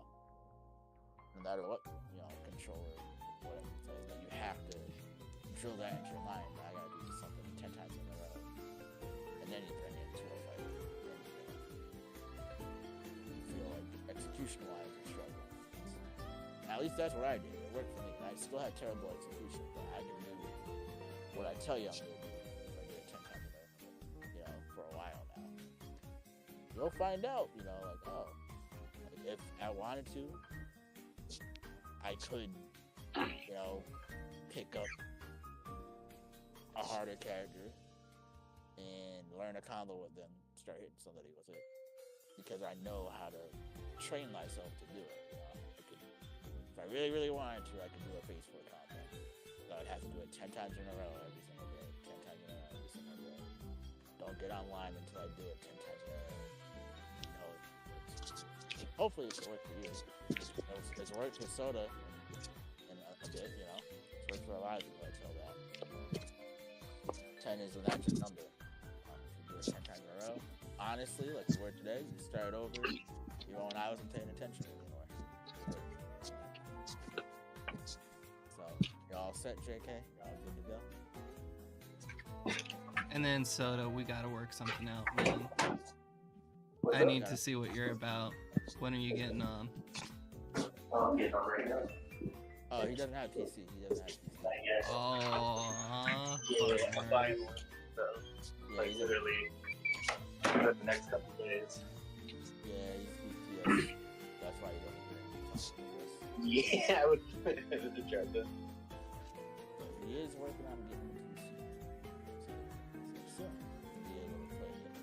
Yeah, just on PC side, you can see Lordex's first DOA student online.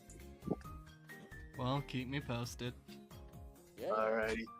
it was great, man. Have a good night. Have a good one. You guys take it easy. The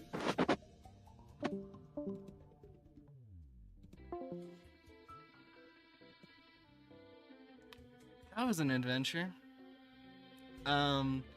Yeah, like I was saying, didn't learn what I was supposed to, but you know what? It's alright. It's alright. We're making progress where we can.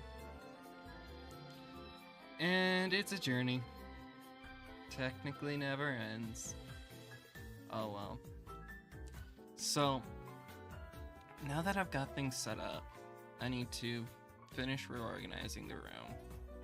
It's driving me crazy that my daughter's pants are sticking out. Oh my gosh. How did I miss that?